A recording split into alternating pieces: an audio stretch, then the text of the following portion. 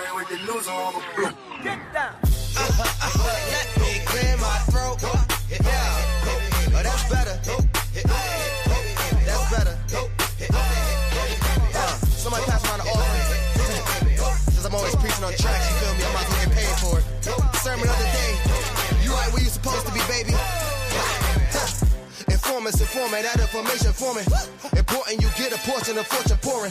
Confession, fortunately, blessings on now they snoring. You mellow, so focus on scoring. Got you underperforming. I never expect something, never assume nothing. Judging me for my past, but that's why I'm triumphant. I don't demand, I know where I stand like engineer hands. Watch how my life pans. That game plan, show out like a jotter, pop out like a cutter. Telling the kick rock, skipping the court, squares like hopscotch. This gonna be my mood to my beat drop. Putting my boogie shoes in my diddy boots, ain't no stop. I'ma make the rest of my life live. Yeah, I'ma make the rest of my life live. Gonna make the rest of my life the best of my life. Yeah, I'ma make the rest of my life live. I'ma make the rest of my life live. Gonna make the rest of my life the best of my life. Congratulations on the celebration. I know I'm dope without a need of a validation. No congratulations on no celebration. I know I'm dope without a need of a validation. Yeah. If having hope is dangerous, call me evil Knievel. You leading on the wrong side, living with peasant needles. So lethal, made Shane Black wanna write a sequel. Cause I snuggle my dream till it's seen as illegal. And I still probably will, cause I can never give up. I got my goals calling me, how could I never pick up? Anything we make up or just break up, and the snake hits, get the rake up. How y'all doing out there, everyone? Welcome in, welcome in, welcome in. It's another great Thursday night here on the Bravo with Sheila Network on YouTube. And I am so glad that you are all here to join us tonight. I hope your week has been great. And I hope that you are feeling amazing and ready to get into some good conversation on tonight. I'm excited. You know, my hair's doing its own thing, so we're not even going to talk about it. We're just going to let it do what it does, right? Anyway, guys, welcome in again. Happy Thursday. It's me, your Thursday night host, Lady Dawn B, here on the greatest network, the greatest station to ever do it is YouTube Streets, which is on the Bravo with Sheila Network. And we are glad to be here. We always pay homage to our lovely curator of this space, none other than person of Pastor Sheila Ingram. She is my Auntie Bravo. Salute to her. Thank you, Auntie, for always trusting me and yielding this captain's chair so that I can come spend some time with everybody and that we can have great conversation. So here on the Bravo with Sheila Network, while we are not a Christian-based network, most of us who are on the panel and those who participate are generally believers. Or rather, let me say with assurance, we are believers. Okay. However, we're not a Christian-based network, so everyone's thoughts, feelings, and opinions are welcome. We invite you to share whatever your moral compass is. We invite you to join in and engage in conversation with us. Put your information in the chat. Share your thoughts. This is an open forum for discussion. We're not here to convict nor to convince, but we are here to have conversation, great dialogue so that we can glean and learn from one another so that we can grow and that we can show up better in spaces of relationships of all kinds. But the number one relationship that we want to improve in is the one that we have with ourselves. So with that being said, again, whatever your moral compass is, we invite you to share. However, number one rule here, and what we do ask everyone to do, is to do so respectfully. You don't have to agree on everything. It's not one voice, one sound. A matter of fact, we want all the sounds so that we can make a joyful noise. However, if disrespect is displayed anywhere in the comment section or on the platform, we will have to have you removed. And the one person who does that for us is the greatest moderator in these YouTube streets. She is known as Ine Kenya. She is the greatest. I promise you she is, and she belongs to us. So we say good evening to you, Ine. Thank you for doing what you do. And she is our usher, so she will be escorting anyone with any disrespect found in and out of the room. And we would hate for that to happen. So we want to make sure that we remain respectful and integral, which everyone has been doing. We appreciate that on tonight. So thank you, Ine. And we want to say good evening to everyone. I'm trying to think of any more rules of engagement that we need to share on tonight. Before we get into this great conversation, let me see. Let me just say, please hit that like button, that thumbs up. You know that one. Just hit that for us. It is free 99 to you, yet it means everything and then some to us. We would appreciate it, as it helps to push our content out into these YouTube streets so that others can tune in and hopefully grow along with us. And so we appreciate that. And if you wouldn't mind, you can hit that little notification button too. It'll let you know every time we are on. So if you subscribe to the channel, you'll be able to engage with us, not just on Thursday nights with me, but you'll also be able to engage on Monday nights, where we have Mondays Beyond the Mic, hosted by Dr. Elaine Edwards. And I have the wonderful privilege of co-hosting with her at 7 p.m. Eastern Standard Time, where we talk relationships and other things. So you don't want to miss the amazing conversations that go on. I promise you, they are really good. We are going and growing and all that good stuff. So if you hit that button, we will be good and you will be in tune with everything that goes on here. Additionally, if you do need any type of spiritual guidance, encouragement, we all need that extra voice from the outside helping us get it together on the inside. You can go over across the street, whichever way you're going to get there, to the Sheila Ingram Ministries Network. And over there, you will find Pastor Sheila, Pastor Rosa, and Reverend Jenny. They are the Women of Grace. They usually come on Fridays at 11 a.m. and they are sharing, just walking through the word and making practical principles out of it. As well, on Tuesday mornings, Pastor Rosa is on at 10 a.m. sharing a word from the word. And also, Pastor Sheila, well, she's everywhere. She's over on the SIM network. She's over here. This is why you don't want to miss any of these chances to get some good information. So that will bless your whole entire life. So, and again, we welcome everyone's thoughts, feelings, and opinions here, whatever your moral compass is. As I always say, I'm a God's girl. So you're going to get a little Jesus every time you get me. All right. So with that being said, let's see who's in the chat before we bring up our guests. And if you are in the silent section, the most expensive seats, I invite you to come on down into to the comment area. Come on down to the comment section. Say hello so that we can greet you properly. I promise you, no one's going to get you. We just going to have good dialogue, good conversation. It's safe. We have security. So you are good. But let's see who's in the building so far besides Nate. I do see some people, but not everybody speaking just yet. So it's all good. It's all good. Oh, we have, look at here. We have Patrick Riley in the building, aka Bishop Patrick. Welcome in. Good to see you. Thank you for joining. So glad you could make it. And let's see. I'm not going to scream tonight, but y'all know she's my mama. Literally, my mama. And the person of Pastor Rosa Griffin, she's in the building. She says, good evening, all. Good evening, mommy. Thank you for tuning in and being in the house. So again, guys, if you are in the silent section or if you're in that quiet area, you don't have to stay. Just let us know that you're there. Just come in, say hello, and so that we can greet you properly, and then hit that thumbs up button. We would appreciate it. Thank you and thank you. So, the month of August, we have been having our After Dark conversation where we are digging deeper into the things of life and relationships. Last week, we kicked it off. We had a good old time, and we had one of our resident couples, Mr. and Mrs. Eric Swinton, coming in and talk to us. They were helping us out with our couple conversation. And on tonight, we also have another amazing couple who is my familia, my friends, my people who I love so dearly. And I appreciate the fact that, you know, they are in my life, and they are Team Bloomfield. Mr. Gregory and Mrs. Ginger Bloomfield are in the house on tonight as our special guests as we continue this conversation, this After Dark conversation, and we get into it a little bit more about relationships. Y'all know how we do. There's always a turning point.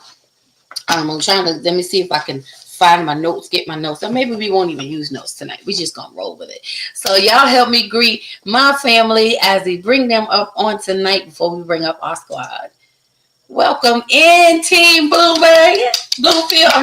Hello. Hello, good evening. How are you? I'm good. How are you guys? Great. Thank you for having us. Oh, you know, we are always glad that you are here. And there's no other place. I mean, I get excited when y'all come. Not just when you come individually is one thing, but now you know we got the double duo. We got the dynamic duo in the house. So Lord only knows what the conversation is going to be like tonight. But I love you guys. I appreciate you guys. I can't wait to hear more from you guys and for you to share with our audience in this After Dark conversation. So let's see who else is here just yet. Our squad is rolling in. But y'all know her. You love her. I call her she's an American sweetheart because everybody loves her. She always has such a good word of counsel in her mouth. And she's a down-to-earth homegirl. You know what I'm saying? She's amazing, well accomplished, and she is in the person of Coach Theo is in the building with us tonight. Hey sis, how you doing? Hey, I was trying to figure out who you were introducing. Good evening, everyone. Hello. Good evening. It is absolutely you. Of course, you're America's sweetheart. You know, that's why I call you from now on. It suits you. It suits you.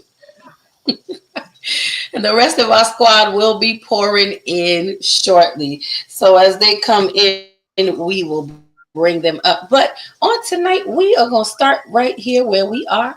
And I don't know what my computer is deciding to do, but we're going to let it do it and tell it to behave. So on tonight, I want to start off this conversation. I'm going to, you know what, we're going to lead off with our guest couple tonight. And I want to ask them to introduce themselves.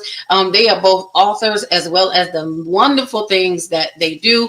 One of the things we're going to talk about tonight is life, love, and second chances, second times around.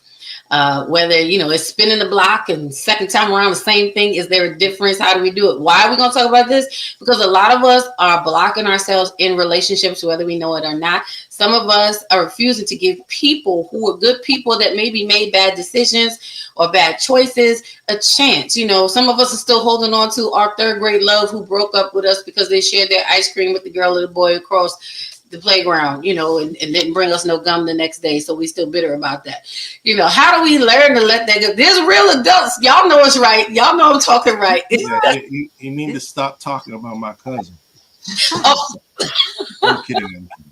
It's real. It's real. And sometimes that person is us. You know, sometimes it's us. We still got some things that someone did to us way back when that we're still holding on to. And we think that we are, I think when we try to get over it is the problem. Because when you get over it, you don't actually deal with it. Instead of we got to learn how to get through it. So before I turn it over to y'all to let you guys begin to share who you are. We want to hear about what you do, your books, all these things. And then we're going to get into some dialogue with the crew. I'm going to bring up Sir Eric. Y'all know he is the resident men's lounge expert, apparently. You know, he never misses a Thursday. And so we're going to bring him up. And before we allow him to speak, y'all know what we do. Y'all know the common joke, the disclaimer. Okay. We are not responsible for the thoughts, feelings, and opinions that are expressed by Sir Eric on tonight. So, hey E, how you doing? Welcome in. How's your day? Oh, he just muted himself. Can't hear me. Hello, can you hear me now? We can hear you now, sir. Okay, good evening. I'm fine. How are y'all this evening? We are wonderful, thank you. Good, wonderful. All right, we're ready to get into it. Thank you for joining us. Oh, he sounded like he got his church voice on, y'all. I don't know. No, I'm good. I'm tired. It's okay, Pastor Eric. It's okay. You're all right. You're all right. So, Team Bloomfield, come on and share with us. Tell us who you guys are. What do you do? And please do share a little bit with us about your books because we have a special treat for our Bravo Nation group members, squad members, our family tonight that we're going to share with you guys a little later. But come on and share with us. The mic is yours.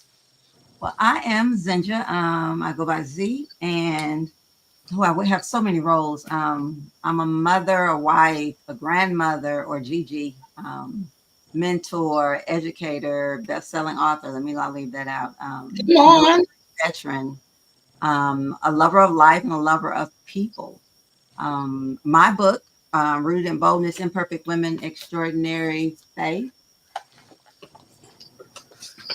Thank you, America's Sweetheart, for purchasing hers. Miss Theodora purchased hers after me being on the last show. And my book is all about inspiring people through the stories of the women from the Bible, and just, encouraging them to live out their lives boldly, regardless of our past mistakes. Good stuff. Good And stuff. I'm married to this wonderful man right here. We're still newlyweds, even though it feels like we've been married a really long time. It's a good feeling, though. It's not like, oh, we've been married a long time. No, we've been married a long time. It does matter in the intonation. But, Okay. And I'll just keep it short and sweet. My name is Gregory Bloomfield, and I approve her message, and I am her husband. Come on. Oh, you want more? Okay. I did. Tell me, listen, boast about your good things, sir. Boast. Well, she is my good thing. Oh. No. Put that in the chat. But I am an accountant by day, CPA by day, and I'm a husband, father, grandfather by association, and I love God. I love people. I'm passionate about men's ministries. I am an author as well, a best-selling author, and that's actually how we met. And I have a little book as well called The 522 Man. Don't say little. Oh, it's a great book. Thank you, Eric, for buying it. Yes, sir. Don's got both. So yeah. So we have this book, and the purpose of this book is it's really designed for men and even women that have a special man in their life. It goes through. I am going to do that. Every chapter of the book goes through the fruits of the Spirit. Hence the title 522, Galatians 5:22. So every chapter has its love, joy, peace, long suffering, and it ties into biblical manhood. So it's been a blessing. I've actually even taught men through this book. It's taken me places. It took me to England to do a men's ministry workshop. I'm a preacher as well, and I'm also a podcaster with the show Motivation Moments. You'll see the t-shirt. Be encouraged, be inspired, be motivated. And she's got one too. You can't really see. Yeah, it's blocking, but yeah. So, we sell merch and books and stuff like that. So we're all about ministry and advancing the kingdom of God and trying to show that we're not churchy people like that. We just try to make Jesus realistic, and we can live an abundant, fulfilled life through Christ. And that's how we do through our books. So. Amen. And thank you. See, so you guys, y'all getting some good stuff on tonight. We gonna have a good conversation. And I love the fact that we are all believers, but again, we not churchy. So I just want to let y'all know, like, this ain't church tonight. We just talking. Not so much for just tell the audience, like, our chat members, like, we just talking tonight. That's all right. If y'all don't mind, if we could just, we just want to talk. Because there's some things that we just need to deal with in the natural. I think we over spiritualize a lot of things, and I shared that last week. There's some things that and everybody believes differently. So again, whatever your moral compass is, that's what you put into the conversation that we're having. But again, for those of you who know, and again, we're all up here on the panel, we are all, and we have in common is that we are all believers, so we all speak the same language. So as we're referencing God and Jesus, you put in there whatever your moral compass is. Again, we're not here to convince, none of that, But if something that we say hits you, I'm just saying, just give Jesus a try. That's all I'm saying, But before we go further, I see one of our other squad members is in the building. He is also an author by his own right. He is a very sound voice who has quite a following. I don't think that he knows that he has some Bravo Nation people who was getting ready to start a fan club for him. So we're gonna have to talk about my cut or something. Be the manager. I'm not sure, but we're gonna bring up to the platform AJW Justin Wilson, aka the Poet, is in the building also. What's good, Justin? Good to see you tonight. Welcome in. How you doing? Hey sis, hey everybody. I apologize for being late. Haircut took a little longer than I thought it would. No, I didn't know anything about the Bravo Nation following. Okay, you're collecting a fan club. We have to talk about that. Oh wow. We have to set up a subscription or a fan club, something. I don't know. We're gonna make it happen. We're talking about you here and you are good. So thank you for joining. And of course, we are looking forward to this great conversation. You know how we have free flowing, smooth conversation. If anyone else is joining us in the chat. And again, if you guys have not yet, please hit that thumbs up button. Please, ma'am, please, sir, if you don't mind, just so that we can be pushed out a little further into the great world of YouTube. So tonight I want to start off our conversation with a question. This is always the fun part.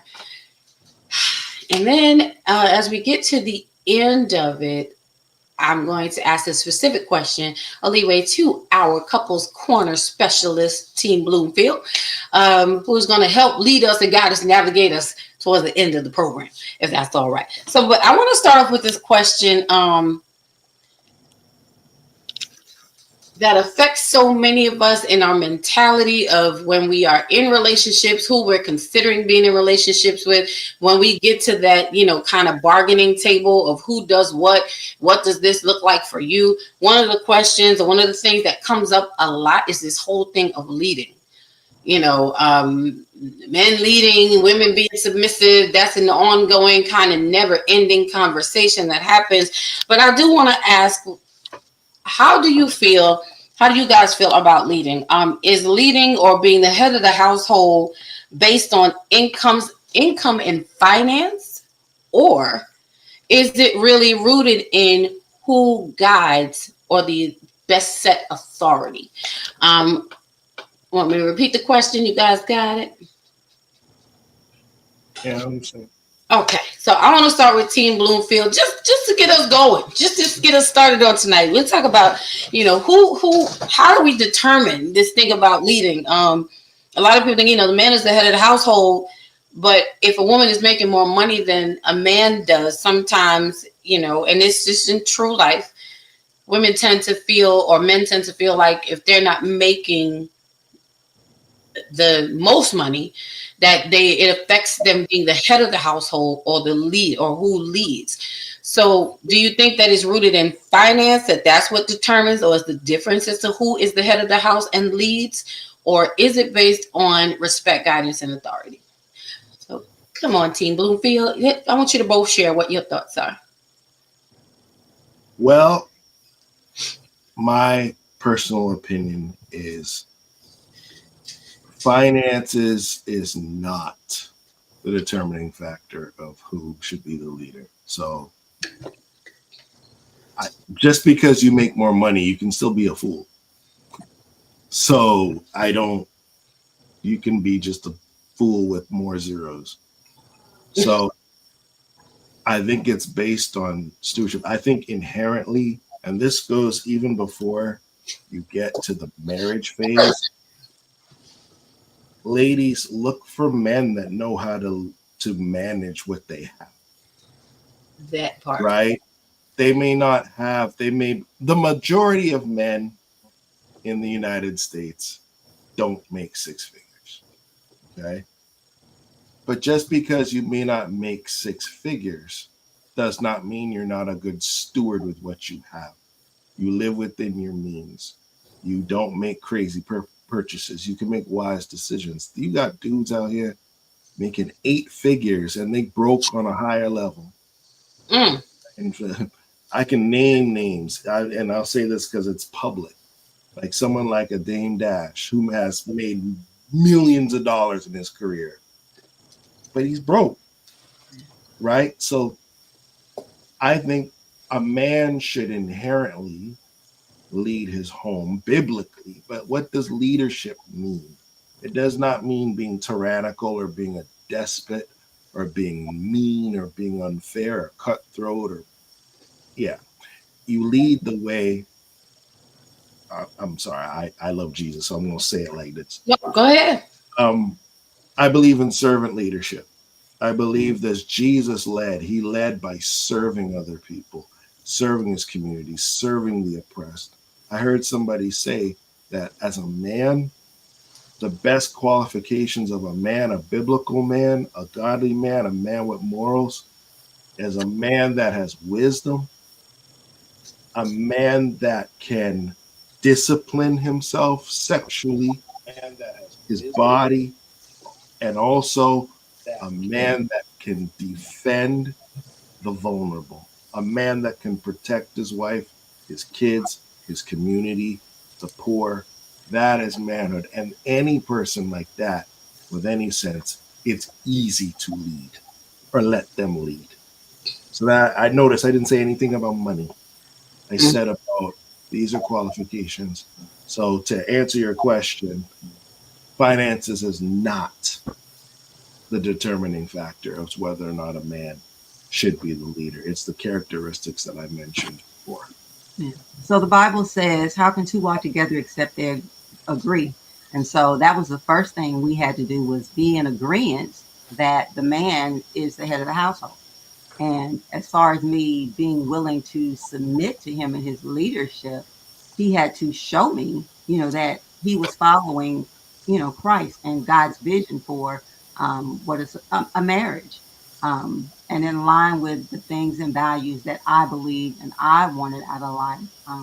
So that made me want to let him lead. And I just think that that's in life. You just have to be able to make that choice, in a relationship. I don't think, not that there's anything against it, but I don't think most men want to be led by a woman. And most women don't want to lead. I think we want to feel secure in allowing our man to lead. Now, if he needs us to step up and take charge of some things in specific areas where we may be stronger, we're fine with that. But as far as leadership and who leads, I submit to my husband. And can I just say one quick thing? I love what you were saying there. Just to interject and just add to the conversation. Men, if a man says he wants to be the leader of his home and lead his family, leadership, you have to be able to take accountability and responsibility when things don't go right. Right? God holds you. See, a lot of people want the praise when everything goes well. Mm-hmm. When things don't go right, when there's problems and circumstances. You the leader, man.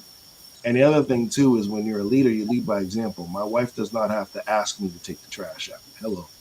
My wife does not have to ask me to cook. Sometimes I'm just in the kitchen. I'm not a gourmet chef, but I won't starve her. And when you show that type of consistency in a marriage, and I'm learning this, I'm not saying our marriage is perfect, but when you do things like that, you will be able to, the reciprocation from a woman when she feels loved and respected and cared for will far outweigh what you're pouring in as a man. I'm saying that from experience, not from theory. So that's good stuff. See, they kicking us off right. We have a comment. Patrick Riley says, good point right there. He was referring to something that you said, Gregory. I was trying to write it down real quick. Patrick, if you recall what the point was referencing to, please do put it in the chat, because Gregory, you was talking a lot of good stuff right there, sir. A lot of good stuff. And welcome in Paris. It's good to see you. She says, good evening, YouTube family. For those of you who are just joining us, please hit that thumbs up button. Also, you can hit that ding subscribe notification as well. And thank you for joining us tonight on Thursday night with me, your girl, Lady Dawn B. as we discuss further about our After Dark conversations with our special guest tonight, Team Bloomfield, Mr. Gregory and Mrs. Zinja Bloomfield on tonight. So I'm going to stop playing now, put my glasses back on. Patrick said the same cash situation. Amen. Yeah. Okay. Dame Dash. Oh, the same dash. I'm sorry. It looked like C. My bad. And they're saying hello. Oh, and welcome in, Taryn Thomas. That's my sis. Y'all, welcome in. Thank you for joining us on tonight. So far, we Dame. Okay, got you. Oh, DA. All right. See, so it wasn't me. All right. He was saying the same Dame Dash situation. That was a good point. You know, you made a lot of good points about finances. And I did write it down about being broke on a higher level. I'm like, oh, all right. Well, that's one for the books. And that's true. You know, if you don't know how to manage, you know, your little, it doesn't matter if it's a little much. If you don't know how to manage it, you know, it makes no difference. You're still going to end up in the same situation. But ladies, you know, we tend to have this ideal planted in our heads when it comes to the leadership and the finances. If that's what makes a man a good leader, is when how he leads from what's in his pocket. But I'm gonna leave the rest of my comments to the end. Come on, Coach Theo. I see you shaking your head. She ready to go. Come on. I'm just saying the Bloomfields covered it all. Like everything that they said was just straight on point. That's why I was just like, hey. It was solid. So okay, she said it's solid. Yeah. Now, if Coach Steele ain't got nothing to add, y'all really covered all the bases. Y'all shut it down. There's nothing else left. Paris says broke on a higher level quote will be borrowed. Thank you. Won't it though? I promise you, I wrote that down. I'm like, oh, right, okay. Keep that in mind. Don't get carried away, ladies. Broke is broke. You can still be broke. You can be broke with a lot of zeros behind you. Yeah. Because you might only end up with the zeros. They may be nothing. It's not what's behind. It's what's in front and how you manage it. Isn't it really bad when a man or a woman has an expensive car, decked out, plush, leather interior, beautiful car, but asks you for gas money? Mm-hmm. mm-hmm. Everybody know one friend like that. They got all the best gear. They're like, we call them hype beasts. They wear the latest clothes, but they're about to get evicted. Like, that ain't gonna make sense. That's bad stewardship. Run from that. Man and woman. Run from that. They run. That's called trying to keep up with the Joneses. And they broke too. How about that? I'm broke trying to keep up with the. I was gonna say the Joneses ain't doing too well either. Right. Well, there's a competition on how broke can you be. Like that's reversed. That's backwards. Somebody got to get us up and out. Well, come on, E. Come and share your thoughts about leading in the head of households. And is it about being based on finance? Who makes the most money? Or should it be based on respect, authority, and who leads the best? What's your thoughts? It's based on respect and I wouldn't say authority. I don't like that word. It's based on respect.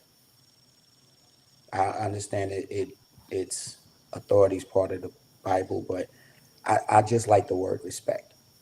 It's based on mutual respect. That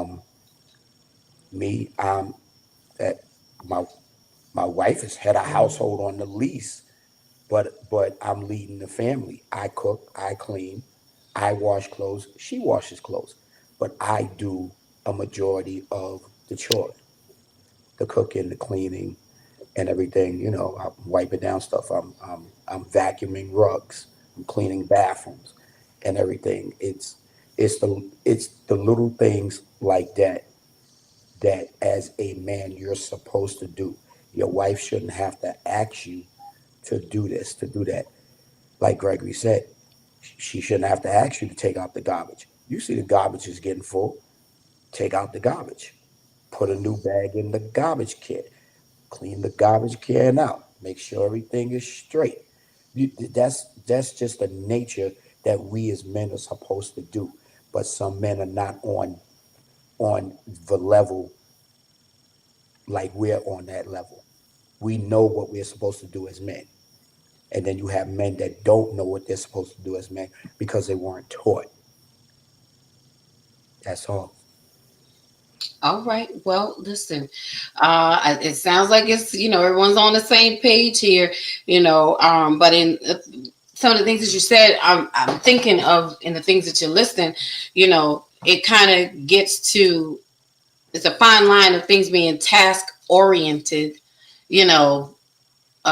versus really, when I say authority, I mean as in who is able to manage, because when you are in authority or in an authoritative position, you are responsible for managing. You're responsible for guiding. You're responsible for setting. Doesn't mean you have to do it all, but you have to be able to set a plan. Someone has to be a leader. I used to say anything with two heads is considered a monster. And like Zen just said, biblically, if how could two walk together except they agree? So we have to come together as one unit to determine who does what needs to be done, and how do we do it. But some of us enter into the relationship thinking that the respect comes from what's in a man's pocket. We respect what's in his pocket, not who he is, not what's in his heart, and I think that stems from way back in the day when women were homemakers and men would go out and make the money, and that's what made you the head of the household. And as times have changed, we have not adjusted or changed with the times. So now women are thinking that in some cases we are over, a man's leadership because I make more money. So that means that I can talk to you any kind of way I want to, or, you're my trophy now. You just be on my arm and look pretty, and that puts us in a very combative position with our men. But these are some of the things that we really have to slow down and think about as we're trying to help people create new normals, change the ways that we think, because some of these things are the things that are blocking us from being with very good people who can be a blessing and add to our lives. But ladies, if all you're concerned about is what's in his pocket, and like Gary said, how many zeros, like that might be why you're still single today. It could be, possibly. I'm just saying. Paris says, in relation to Gregory, she said, "Oh, the bomb car and lives with roaches." You you shouldn't live with roaches under any circumstances, okay? Because if you have the bomb car and you live with roaches, more than likely the roaches is in the bomb car with you. At some point, someone is going to escape. So you don't want none of that. Tara said, not the roaches. No, roaches are not good in any way, shape, or form. Oh, and look at that, Eric. Paris y'all are getting along today. I like it already. She said, preach, Eric. I try. Oh, Lord. And Gregory says, two-headed monster. Wow. That's what it is. That's what it becomes. We have to be agreeing on a leader, and it's okay. But, it's what does leadership look like? Because, I'm not going to get ahead of myself. Come on, AJW, because I was about to go somewhere. I felt my preacher kicking in. I was about to go somewhere. Come on, AJW, share your thoughts on this question about leading. Is it the head of house? Is it based on finance or guidance? What are your thoughts? I would say guidance, I agree with everybody else, not finances. I think that Mrs. Bloomfield talked about how can two walk together except they agree, and I am a proponent for they two shall become one flesh. So both people have to work together. If you can't get that part right, the rest of it won't matter, because you know what I'm saying. Like, I know I have been one of those guys. I can go out and make some money. Not necessarily. I had to get a lot better at managing it. So when I'm dealing with somebody who knows how to manage money, listen, let's make sure the bills paid, make sure we got what we need. I take my 50 cents, go get me a soda, and then I'm good. So I think, like, whatever needs to be done, like where I feel that in times past as a man, I had to grow in those areas. I had to get with people to teach me how to manage funds and everything better than I was at that time. And that too is a part of being a man and a leader, learning how to come up so that you can take some of the burden off of your wife, because I'm not aware of any man that wants his wife to have any of the burden, but sometimes that comes with the togetherness. But yeah, I definitely don't think it has anything to do with finances, because you can have $1 million worth of finances and zero character, and it's gonna destroy everything anyway. That's good. Y'all preaching tonight, men folk. Y'all talking good. Y'all talking real good. I agree. I tend to agree. For me, I really don't care how much money you make. Never been of that mindset because Mm-hmm.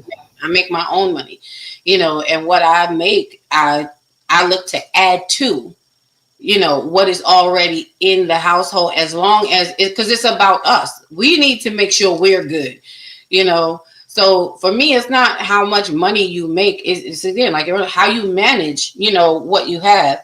And as a woman, too, we get into this submission, because some people are sensitive about it, but we get into this submission point, and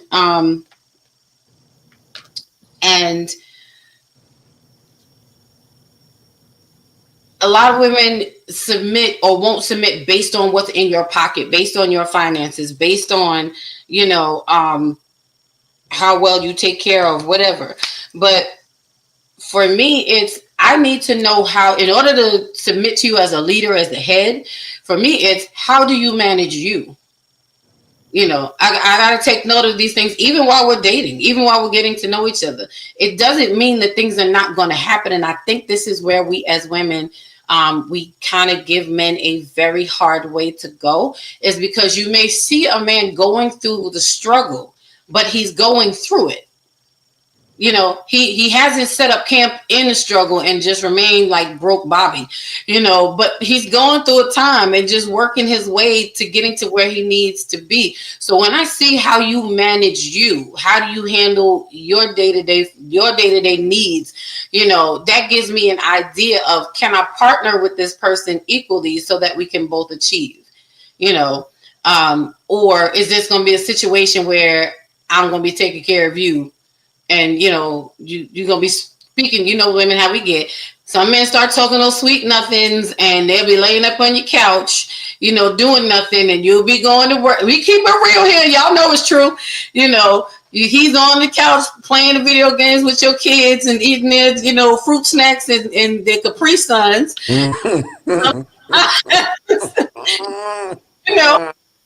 But y'all get men at all, because there are women who are also sitting back on the couch just waiting for a man to, take care of them, or, just we're not partnering, with each other in that, so again, for me personally, it's how are you managing you? Are you good at problem solving?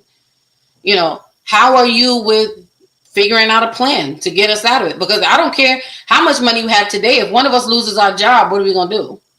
Right.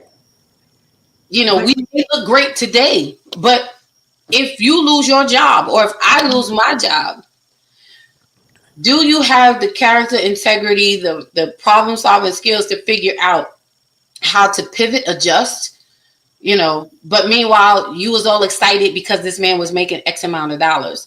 And so now, because his situation changed, he's no longer the leader. He's no longer the head of the house. That's not respecting our men. That's respecting their pockets. So can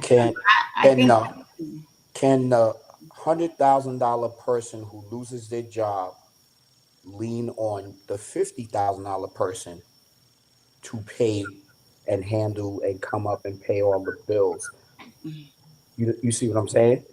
So my wife makes more than me, which is fine, and so forth. But we know what bills are the biggest bills, and we come together and we split that.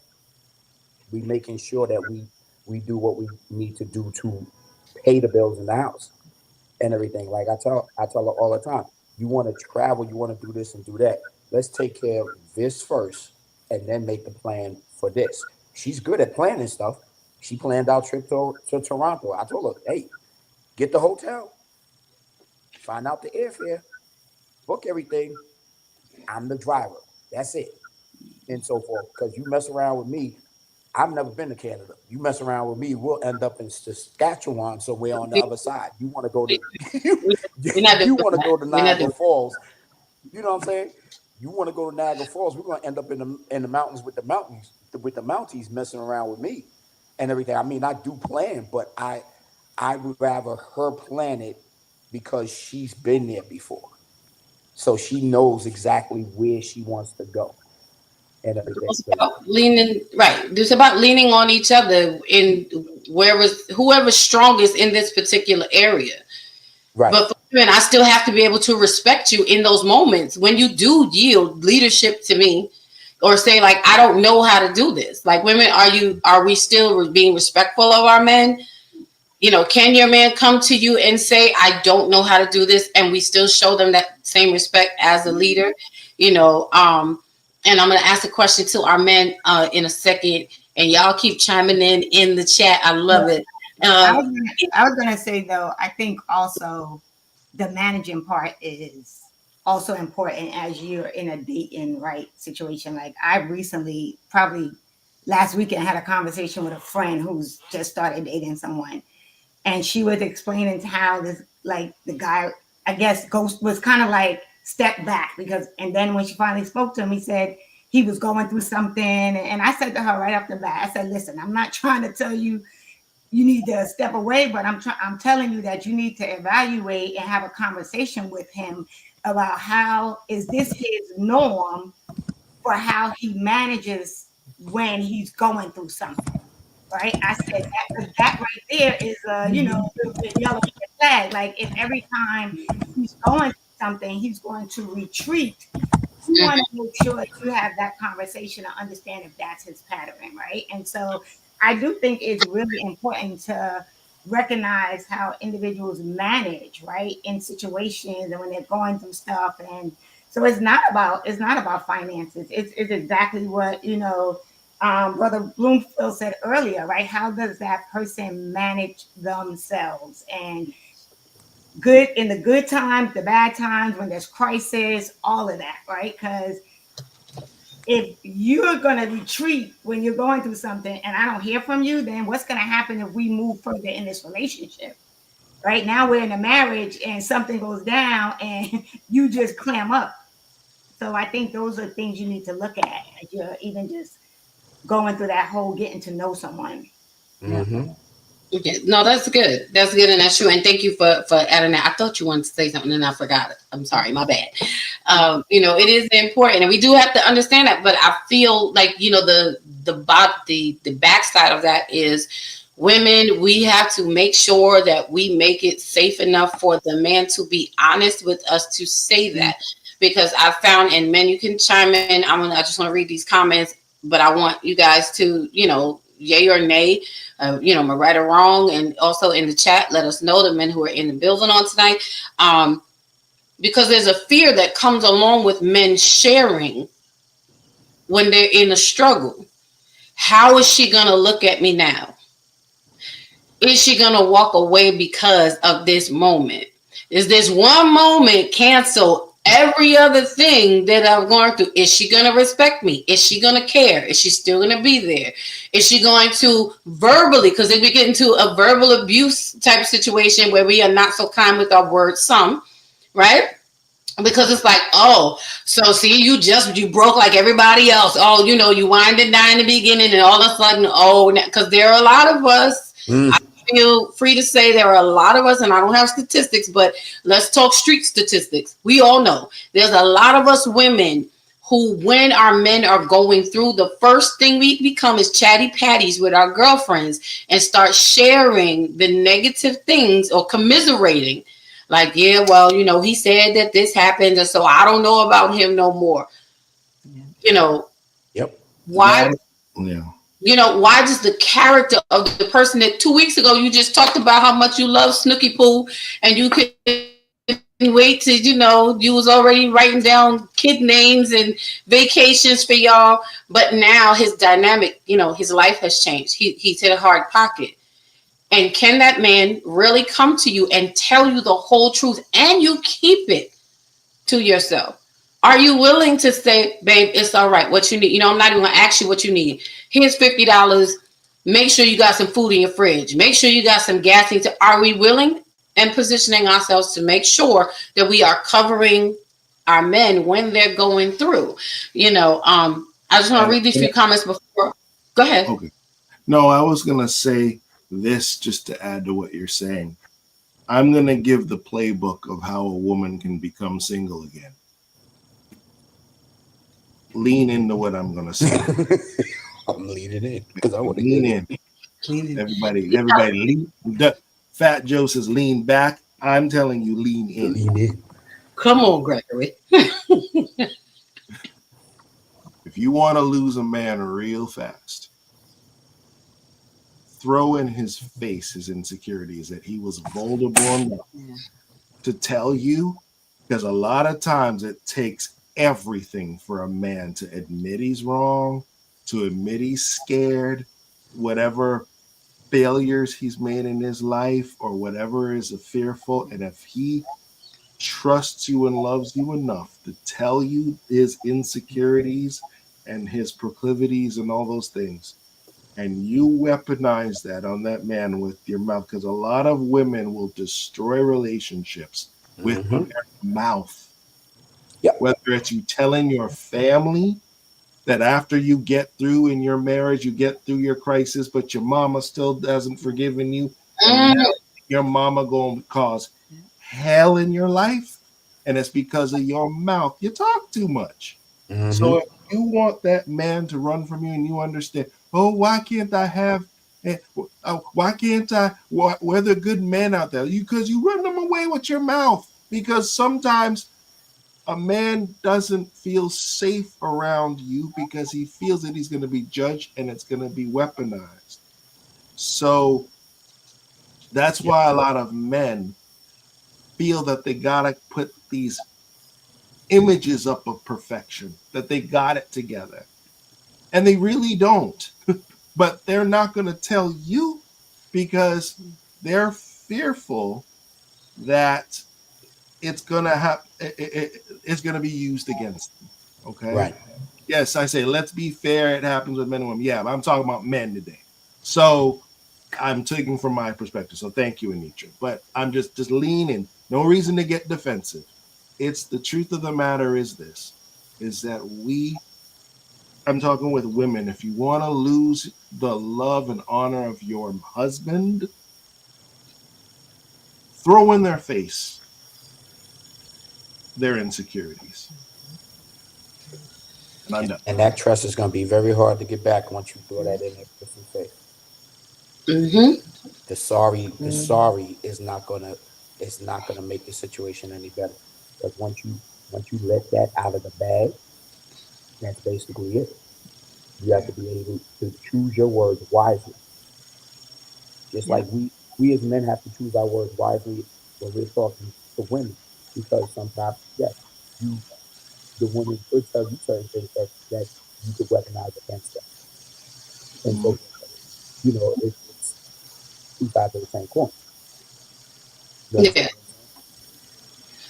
And I think above all, it's really the point of how we treat each other as people. You know, we have to, betrayal is an inside job. Nobody outside of your inner circle can betray you. You know, they can disrespect you. You know, but betrayal in and of itself is an inside job. That breach of trust happens from the inside. So we do have to be mindful of how we're treating each other as a whole. You should be the vault I can put all my secrets in, just like, which actually, when you become that vault, it's no longer a secret. You know, it's I've freed myself. It's now in a safe place, and vice versa. But it seems that, you know, again, street statistics, you know, we tend to, as women, you know, and we've got to get better in this space. And I think it has a lot to do with us bearing the wounds of those who taught us, those who were before us, who didn't heal from a lot of their experiences. Because there's a way to share your experience with the next generation without passing down the hurt and the wound. Yeah. You know, and that it has to, you have to have it full circle. Tell them what happened, tell them what you went through, but tell them also how you got out of it and where you are now. Mhm. You know, if you're still going around and being bitter, and this is men and women just the same, but you know, I'm a girl's girl, even though I support the men. And I just, for us as women, I want us to be so right and together that when things fall apart, no offense to you men, so y'all just kind of, you know, just close your ears for a second. But this is a secret for us ladies. I want us to be so together that when stuff hits the fan, it ain't our fault. You know, let it fall. You know what I'm saying? Like, it's not our fault.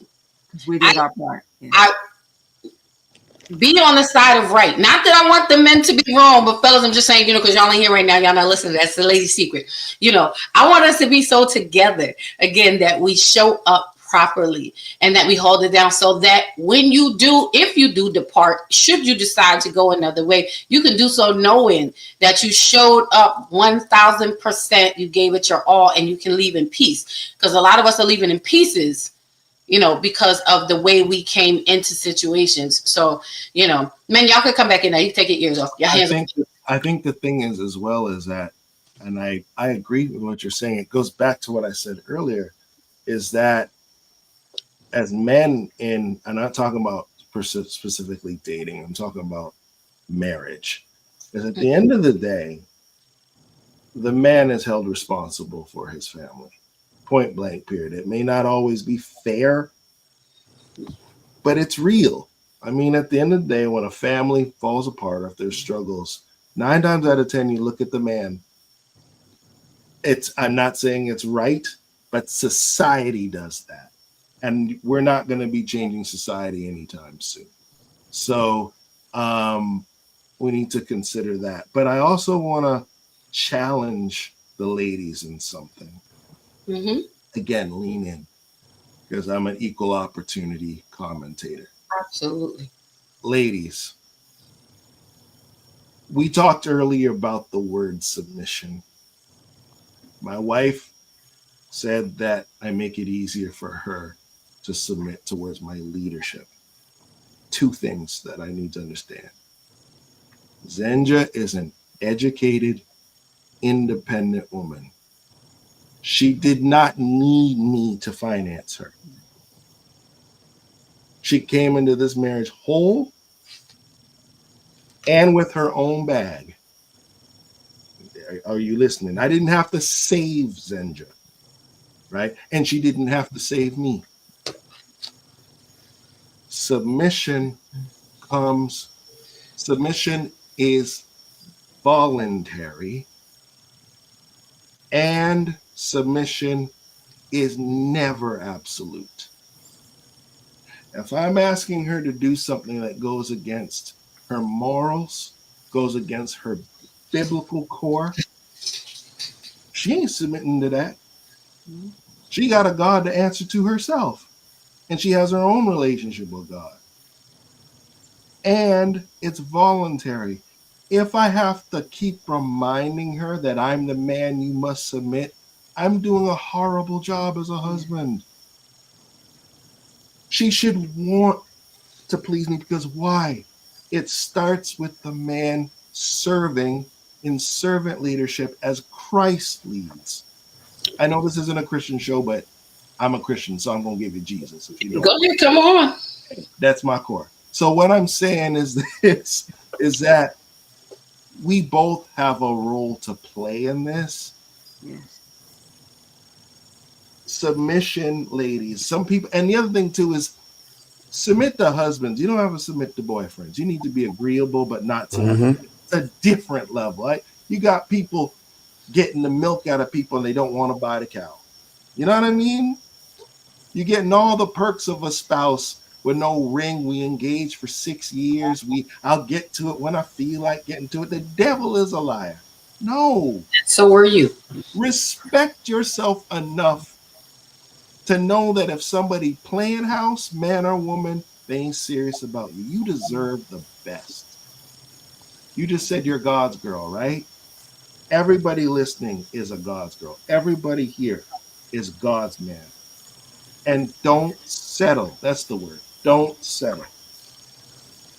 Good stuff. Y'all heard it here. We're going to let that breathe while I read some comments. Yes. Really good. That's right. It's balanced. It's balanced. And again, none of this is ever one-sided. What we say, I was getting ready to say like church. We say unto one, we say unto all. It's just not, we're on the opposite sides of the coin. There are some things, and we are not here to be each other's enemy. But there's some things that we as women, we got to be able to talk real about what's going on with us and really deal with, sometimes it's just us and we got to sit in it. Just like men, we got to be able to, for the men to hear and deal with whatever they're going through and just sit in it without saying, well, what about the other side? Well, what about, no, how about let's deal with us. Let's deal with me. I don't want to deflect to the other side. Let them get them together. That's what I'm saying. Ladies and gentlemen, I just want us to get together, get ourselves together so much to the point where it is not our fault, and even if it's not your fault, it doesn't mean that you gloat in it. Mm-hmm. It means you be humble about it, and then you show up so that we can fix it together. Because what affects you affects me, So just let's just keep that in mind. Let's get Black love back on track, Welcome in, Anitra, my kin. Lady Anitra is in the building tonight. Welcome in. Paris says, broke Bobby made me think of Bobby Brown. I'm just saying. You know what? I wasn't thinking about that when I said it. That's Paris for you. That's Paris.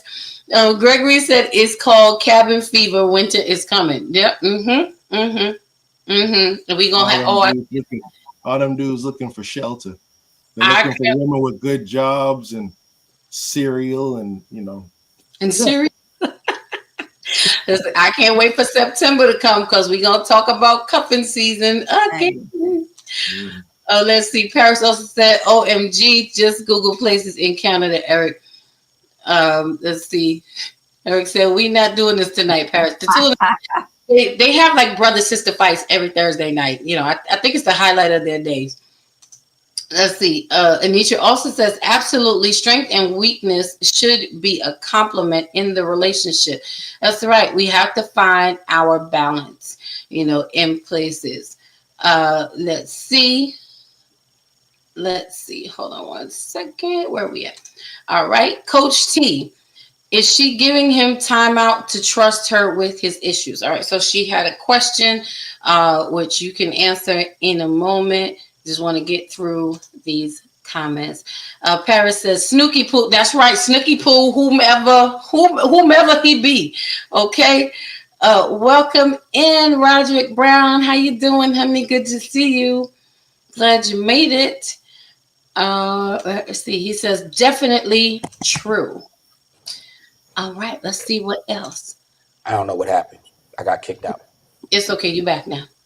Anitra says, let's be fair. That happens with men and women. Men weaponize what we tell them as well. Okay. And all right, we got that. I just want to make sure we read through all of our comments. Hold up, Paris says, men and women can destroy a relationship with their mouths. It goes both ways. That is correct. But again, ladies and gentlemen, just want us to be sure, we just being clear that what we say unto one, we're saying unto all. But there are times where if we're addressing women, we got to learn how to sit in it as people again. Exactly. We just got to learn how to sit in it without the defense, and I don't mean defense in a negative way, but without the deflection of saying, but what about them? What about them? No, is it true for me? Let me, I'm introspective this year. I'm trying to get me right. I'm trying to get it together. I don't want to be right anymore. I want to get it right because I can be right and be by myself. When you finish with your comments, I want to say something after you finish with all the comments. Okay. So I'm working on me learning how to get it right, learning how to not shut down, walk away, learning how to have hard conversations, because if I love you and I care about you enough, I should be willing to risk the hard conversation, trusting that our love is strong enough to handle to withstand the tough conversations. And that love is not always something about the romantic type of love. I'm not looking at you with butterflies and stars in my eyes with those conversations. I'm looking at you as I'm about to be really vulnerable, really transparent, and really honest. Can you be my rock and my support? That's the kind of love, like, can we really, and can we talk? Can I tell you what's bothering me, without being offended? So I just want us, and I love when this happens, because this is one of the main things I think that keeps us as men and women so divided, and it stops us from allowing each other in, because we get so worried about what the other person is doing. If we fix us while they're fixing them, guess what? We all show up whole. Yeah. And then we can move forward, but it's true. It's all of us. It's all of us. I got to worry about what comes out of my mouth. I can respond or react to what comes out of his mouth, but I got to worry about what comes out of mine, because that's what I'm accountable for. And so it does go both ways. Anitra says, no defense. This is from experience. Very true. Anitra also says, I love that, Dawn. Let's talk people and stop isolating what's done in a relationship to the man or the woman, and deal with people and how each person shows up in the relationship. Paris says, yes, preaching. Lady Dawn, don't go passing down the hurt and the pain. That's a big thing for me. I need to do like a show one Thursday night, and y'all just give me just 30 minutes to just go off on about passing down this, being taught by wounded people, women and the like. Just let me vent one night, just let me cook just one night. It won't be tonight, but I'm just saying. But that's why some of us already entering into situations or don't even allow it because of what somebody else went through. Yeah. You didn't even experience that yet. Their reality is not yours. Their history doesn't have to be your future, but you're not even giving yourself a chance to live. So, I ain't going to go there because I'm going to end up, it's going to be a whole nother show. Let's see. Nietzsche says submission is coming under the mission. Is there a clear mission in the marriage? Theo drops the mic. Welcome in Gospel Guidance Global Ministries. I believe that's Pastor Felix. It says you can't combat and compliment. That's a good point. You can't. You cannot. Let's see. And Anitra says, go off. Venting is safe here. It is. Y'all know, just give me 30 minutes. I'm going to have Theo in the background so she could pull me in, because, I don't want to, because, I'm just saying, because I might go, because it bothers me how much we carry that doesn't belong to us. I know Eric's going to go. I just want to say that drop mic was for you, Mr. Bloomfield. I dropped the mic. For me? Yes. You were saying. Oh, praise God. Well, come on, E. Share what you want to share before I go to the next question. This has been good points about the leadership and leading. So, we've learned a lot right here. Come on, E. Okay, so this is going back to marriage, finances, and the man leading. So, as my daughter, I'm giving this example. My daughter got engaged. Her fiance, me and him had a sit-down conversation. And I told him, because he asked for my daughter's hand in marriage.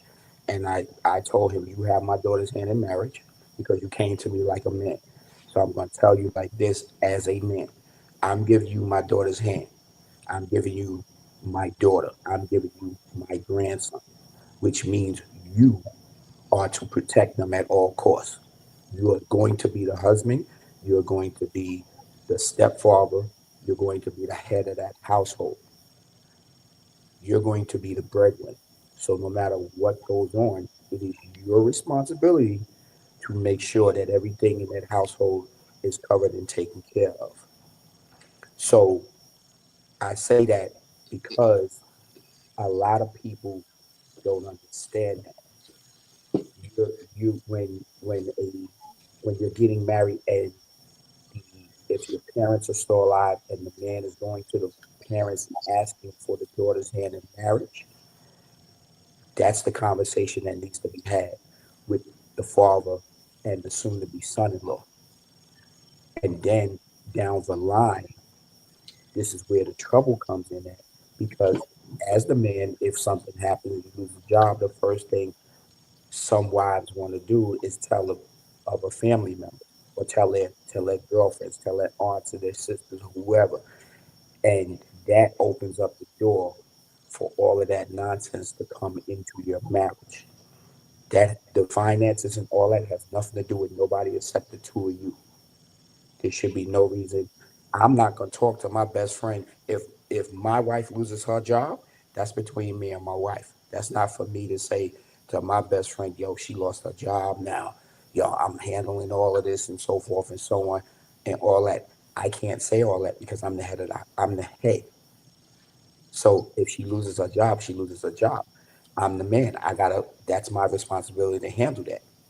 And it shouldn't be if I lose my job, she goes and tells her girlfriends and they, oh, well, you need to do this and you need to do that, or he's not handling this. Somewhere it's got to stop. And the relationship is between just the two people. It shouldn't be no outside interference. So that's what I wanted to say, because a lot of people don't understand. A lot of young people don't understand about that conversation that needs to be had about the head of the household and the man being the leader and, allowing the man to lead. Because I told my daughter straight up, wherever he goes, you go. That's your husband. So he's in the Navy, wherever he gets stationed, you as his wife, you're going to have to pick up and go. That's the responsibility that you're taking on as his wife. And as the lead, he's taking on the responsibility to make sure that you have a shelter over your head. I don't care if he gets stationed in Japan. You're going to have a house to live in Japan, or you're going to be living on base, whatever the case may be. But he's always going to make sure there's a roof over your head, because that's the responsibility that he has to live up to. So that's what I wanted to say. Oh, well, thank you for that share, E.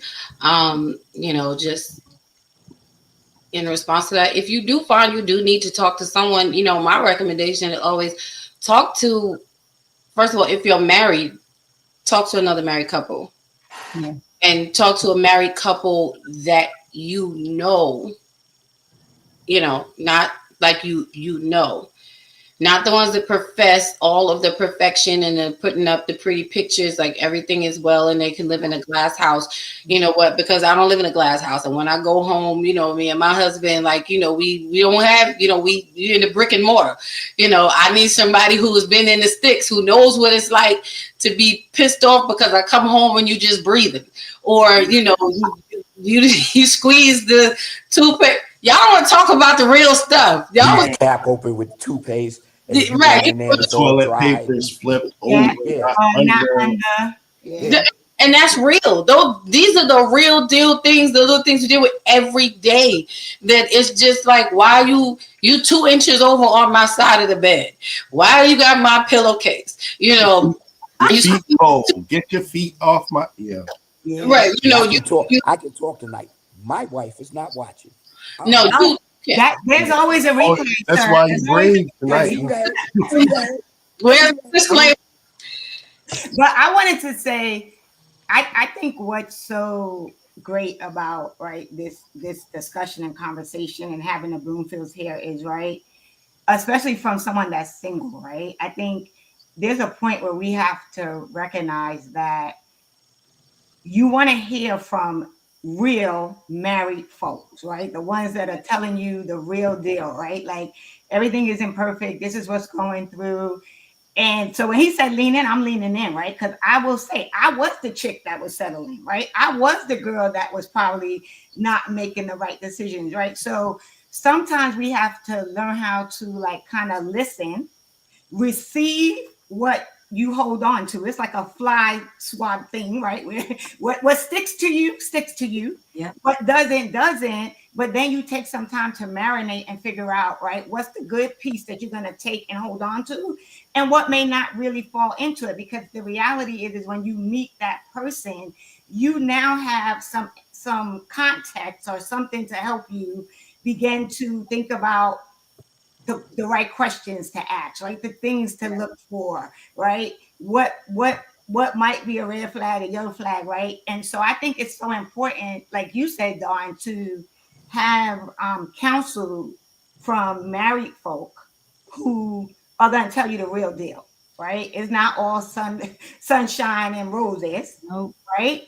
But they're gonna help you kind of like figure out, like, okay, I remember when the Bloomfield said this, so maybe that may be something I gotta look at. It might not necessarily be true, but it will make you step back and take a look and process, right, what you're about to go into. Yeah, there's gonna be days where you hate the shoes that you used to love that are sitting by the door. Right. Like why? And men and again, it's men. I'm speaking as a woman, so when I say men, but men, it's the same thing. The truth of the matter is that it's not. We get caught up in this love, and just love and love, but it's a real person that you got to live with and deal with. Like, learn to be their friend, learn to like who you're with. Because and I'm going to say this way, and y'all, I'm going to be churchy for a second. Taking the spirit upon what you're given. There's going to come a day when love don't cut it. Yeah. And it's because of what you defined as love. It is not the butterflies. It is not we went on a million and one beautiful dates. Like, do I like you at the end of the day as a person? Do I like your character, your content, your integrity, your personality? Because that's who I'm living with every single day. Not because you furnish my room with roses, but sir, did you think to empty the coffee pot? And if you drank the last cup, did you put more in? Ma'am, could you please, when you take stuff out, put it back? Why you got 19 dresses still laid out on the bed? Why the shoes? Why is the whole bathroom? I got men be like, I got this one little corner right below where the soap dish is to put my shaving cream, because you got all your stuff all over the whole. You need more. Yeah, but you have to like that person, but also, do you like yourself? Yeah. Right. Right? Because are you actually kind of putting stuff that really is your stuff on somebody else? So you gotta not only like the person, but you also gotta like yourself and trust yourself. Yeah. And that's the reason why, Theodora, I don't care how much you love somebody, you cannot love somebody else's trauma away. Believe me, I've tried in past relationships. Your trauma or your ish or whatever you want to call it is your responsibility. Right.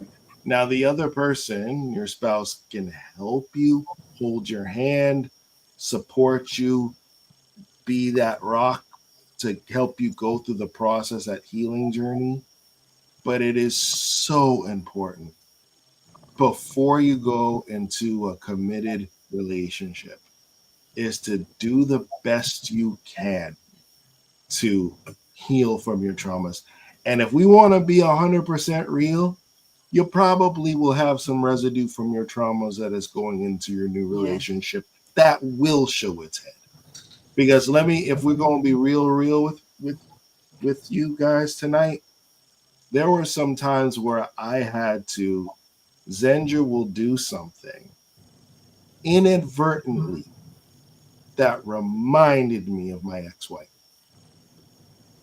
She didn't mean it. She just barely knows the woman. But it happened. And then I reacted in a way that I shouldn't have because of traumas. But with talking and with therapy, I identified that it was not her. It was me. And there's some additional work that I had to go through.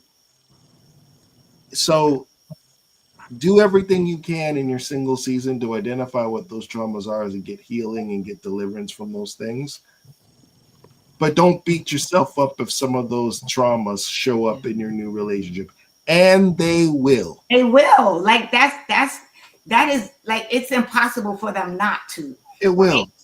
But you have to know, you have to recognize them to know when you have to be like, okay, I gotta. That's why my therapist stays, she, even though she be trying to get away, I'm like, no, boo, because we never know what's gonna come up. I need you to be here, right?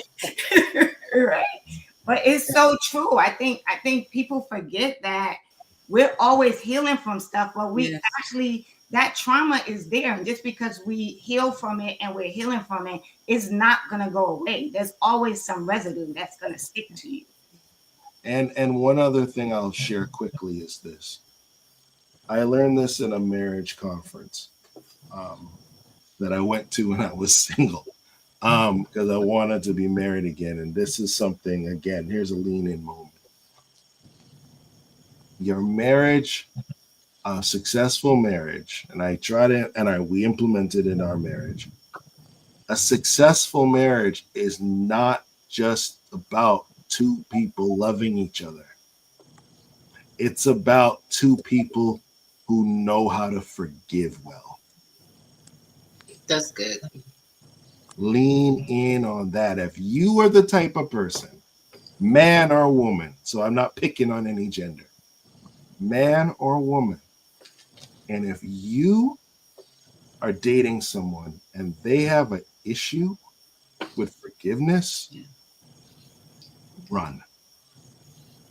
But repeat your statement. Say what you said before. If you're dating someone who loves to hold grudges, who doesn't know how to forgive, who doesn't know how to let things go, and keeps reminding you of your flaws or what you did a year ago or 3 months ago, I say this with the utmost respect. Do not marry them. I'm saving you a divorce right now.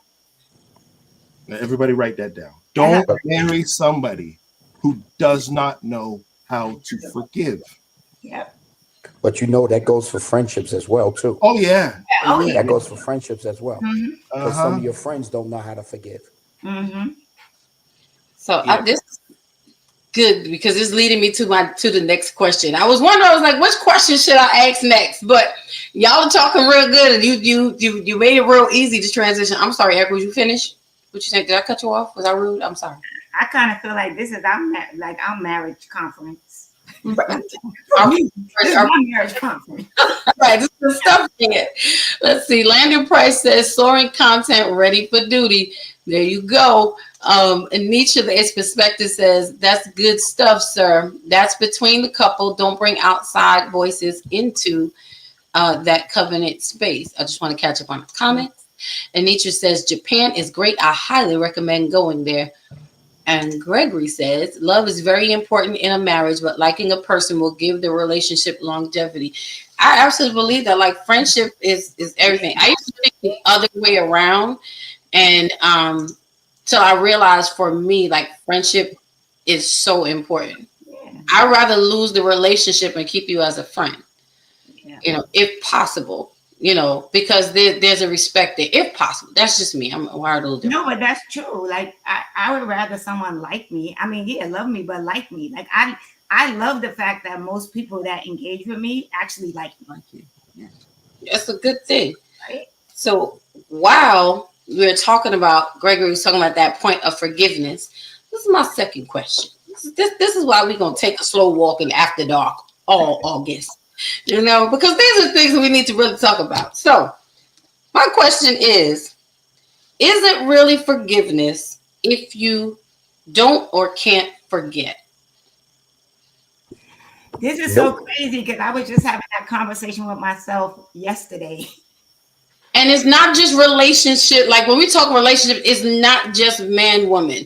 It could be family. It could be friends. It could be, but what is it really forgiveness if you don't or can't forget? Who wants to start first? Well, Justin, welcome back. You want to start there, or you need a minute to gather your thoughts? I'm just picking on you. Yeah, he been real quiet.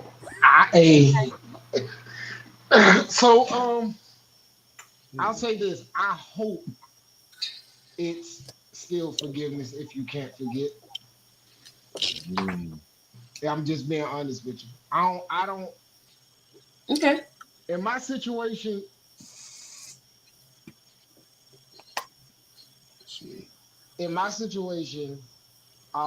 the fact that everybody made it out okay, it was me forgiving. Now I don't got nothing to say. We ain't got nothing to talk about. God love you, God keep you, God bless you, wish you well in life. But I don't got nothing to say. Like just do your thing over there. Now if I'm wrong for that, God help me. But that honestly, that's how I hold. I don't bring it up. I don't have no conversations um about the situation until like something happens and I find myself uh triggered and it's like, okay, y'all need to go have a conversation. Somebody talk. Lady Dunn, you've had to talk me off the ledge before. I'm just being honest with you. I, I I'm I'm here for you. I'm here for I'm you. just Yes. like, don't. Yeah, if that's where it's at. And again, this ain't for every little thing. This is a very specific situation that I'm talking about. But yeah, for me, I really pray that it's still forgiveness if you can't forget. Okay. Me too, Justin. Me too. Yeah. Like it's so crazy because like literally I was having this conversation with myself and with God because I was like, yo, let's talk about this forgiveness thing because I will forgive someone, right? And I will move on. Like it's not like I'm harping on it or whatever, but I feel like I can't let I need it needs to be like somewhere in the reserves because it's kind of like a a reminder so that you don't get caught up again like that, right? If that makes sense, right? So, and like Justin said, it's not for little things, but I do feel like there are certain instances where, like, you know what, I forgive, I moved on, I'm not thinking about you, I'm not holding, but I need to just remember that this happened, so I don't fall into that trap again. If that Right. right. And so, like Justin said, I was saying to God the other day, like, I really hope that you ain't gonna Yeah. hold this against me, right? That Yeah. I might not always forget. Because I do forget sometimes, but there are some things that Hey, I'm not forgetting. I don't have a sea to throw it into. So yeah. God can throw it into the sea, but I ain't got no sea to throw it into. So I'm just stay on your side of the church. I'm gonna stay on my side of the church. Leave me alone. Well, Okay. this.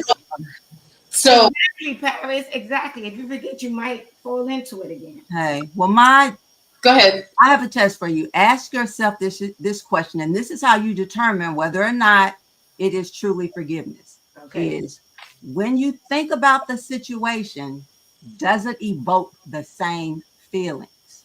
No, it doesn't. It doesn't evoke the Or same if feeling. somebody has hurt you and you can think about it because you can't forget and you don't get mad about it, it's just something you remember. It's a memory. Hmm. Right. All right. So yeah, I'm having memories then. So, but So, yes, you can forgive and not forget. so let me ask this: what about in a case where you might have somebody who they did you, and then they're over it, so now they want to try to have a friendship, and I'm like, nah, you can sit on that side of the church. I'm gonna stay over here. I'm just being real. Well, you can forget. You can forget and not I Right. necessarily. hope it's a This people. doesn't mean access. It doesn't. Forgiveness doesn't mean It access. doesn't mean access. Okay. Then I thank y'all. God bless you. God bless But you for real. I like the memory thing because that's me. Like I'm not. Yeah. It doesn't evoke anything in me. But yeah. But So you remember it. I'm feeling better about it. And we have to also remember that I was watching this other podcast and there was a quote that was said that just because you're a Christian, just because you're a God-fearing person, does not mean you have to stay in toxic situations. A lot of people feel that because I'm a Christian, so I have to go through this persecution. No, you do not. No. You have to remember that in the book of Luke, chapter 4, that there was a story that Jesus was about to get beat up for preaching in a certain town, Mm-hmm. and they were causing harm to him. And you know what he did? He Yep. left. Yep. So a lot of times we have to understand that forgiveness does not enable bad behavior, and it is Christ-like to have boundaries. So See, that's why they need to read the word. If you're not reading the word, see, because they miss that part. People miss that. Right. yeah, it is Christ-like to have boundaries. It's okay to say, you know what?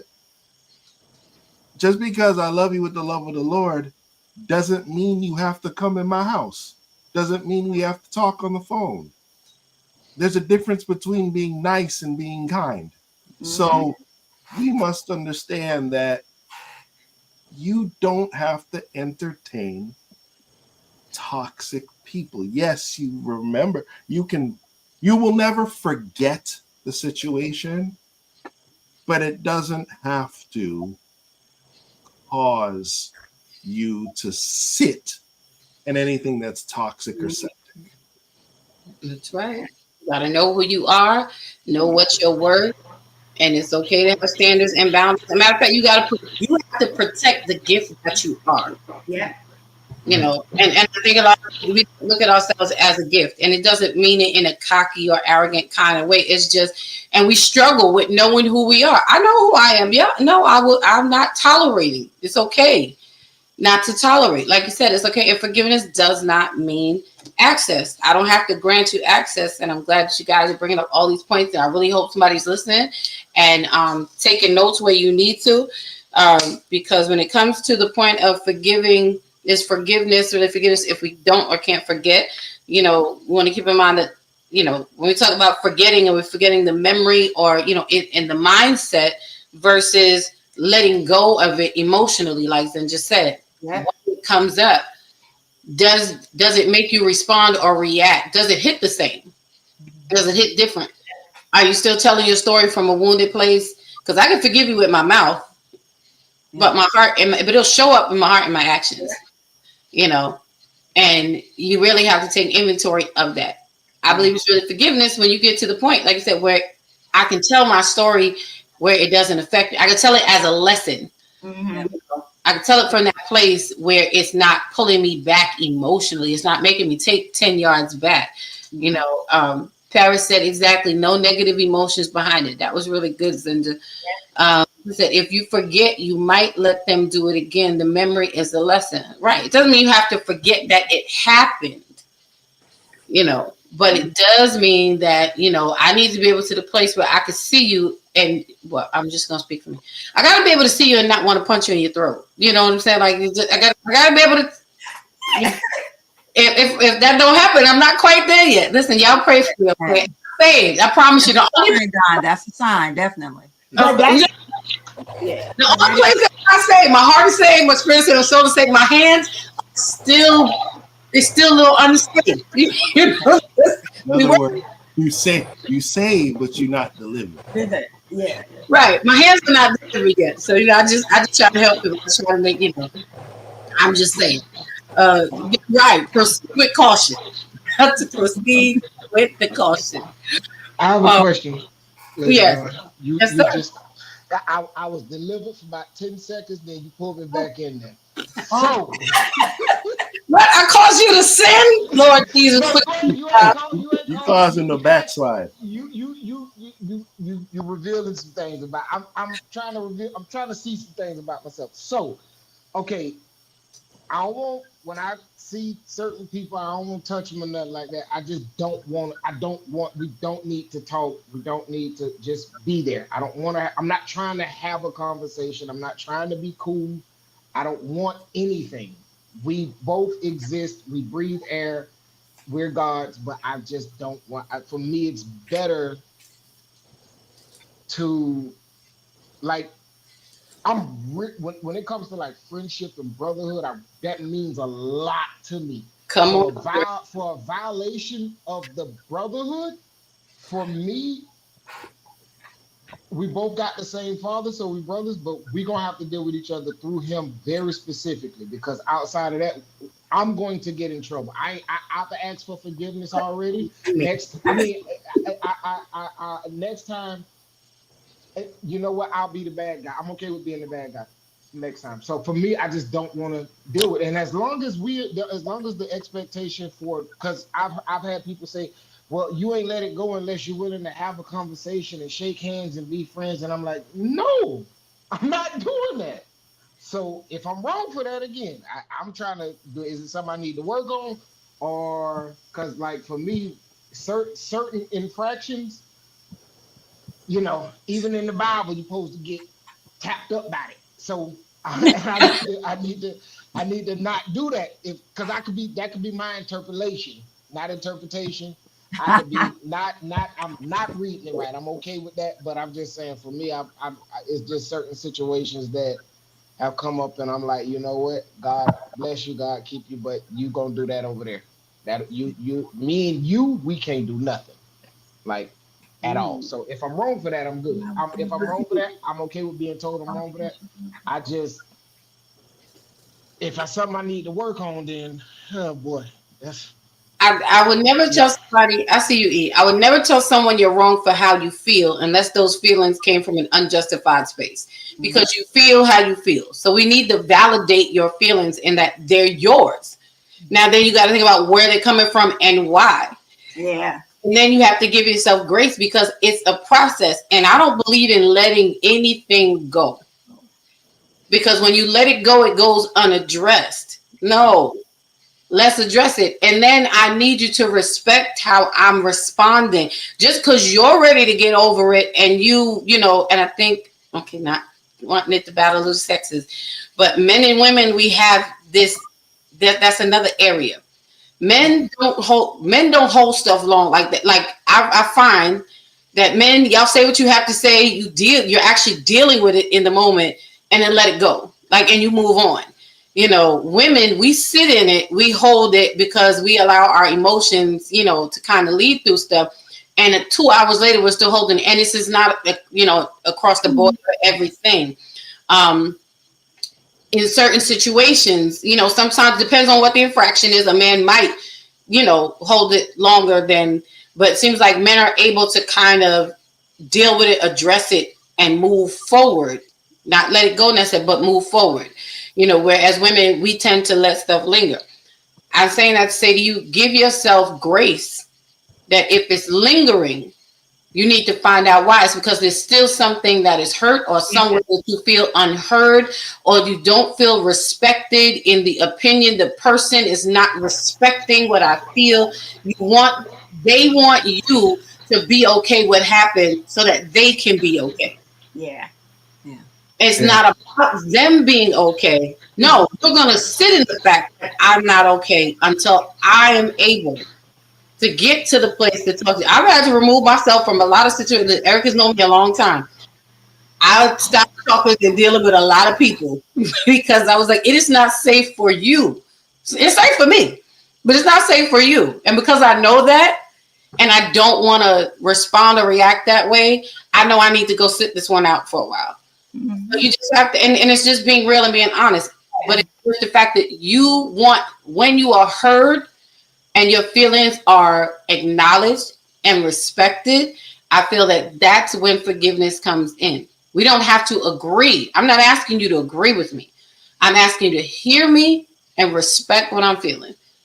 So I hope that makes sense. It's really about your nature. I guess for me personally, when it comes to forgiveness, I related my forgiveness to what if God had not forgiven me for the things that I had done in my past. And we all have things that, we're ashamed of, and what if God just said, you know what, Zenja, I'm done with you. I don't care how you feel. I'm not going to bless you. I'm just done with you. How would I have felt? And so for me, forgiveness is really easy. And I'm not one, I don't like confrontation. And so, but I love peace. And there is nothing like having a peace within your heart, your soul, your spirit. There's nothing like it. And so learning to remember that people aren't perfect. And just like you hurt somebody, they hurt you. But is it really worth it in the end to hold on to it? Now, I'm not saying, you got things have to be like they once were. But especially if it's a family member that you know at some point you have to see. There's just no way around it. You have to see it.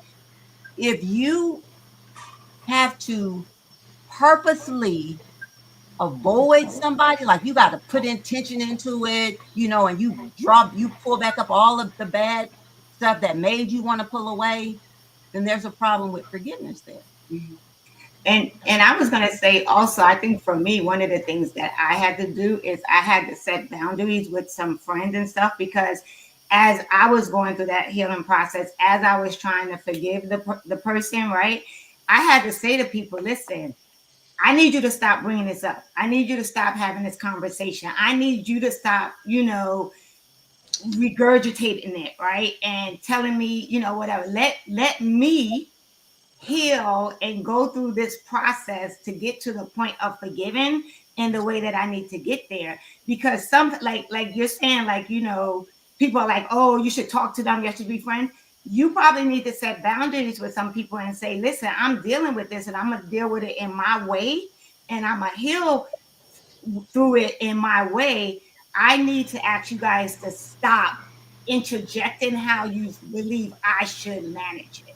Because it sounds like people are telling you how you should forgive and how you should manage it, and that's only for you to do. Yeah, and when you're ready, you'll know when you're ready. Yeah. To let it go and forgive. And you may not be, like I said, it may not even be the same relationship, but seeing the person won't evoke any negative emotion or anything because you were able to truly let it go.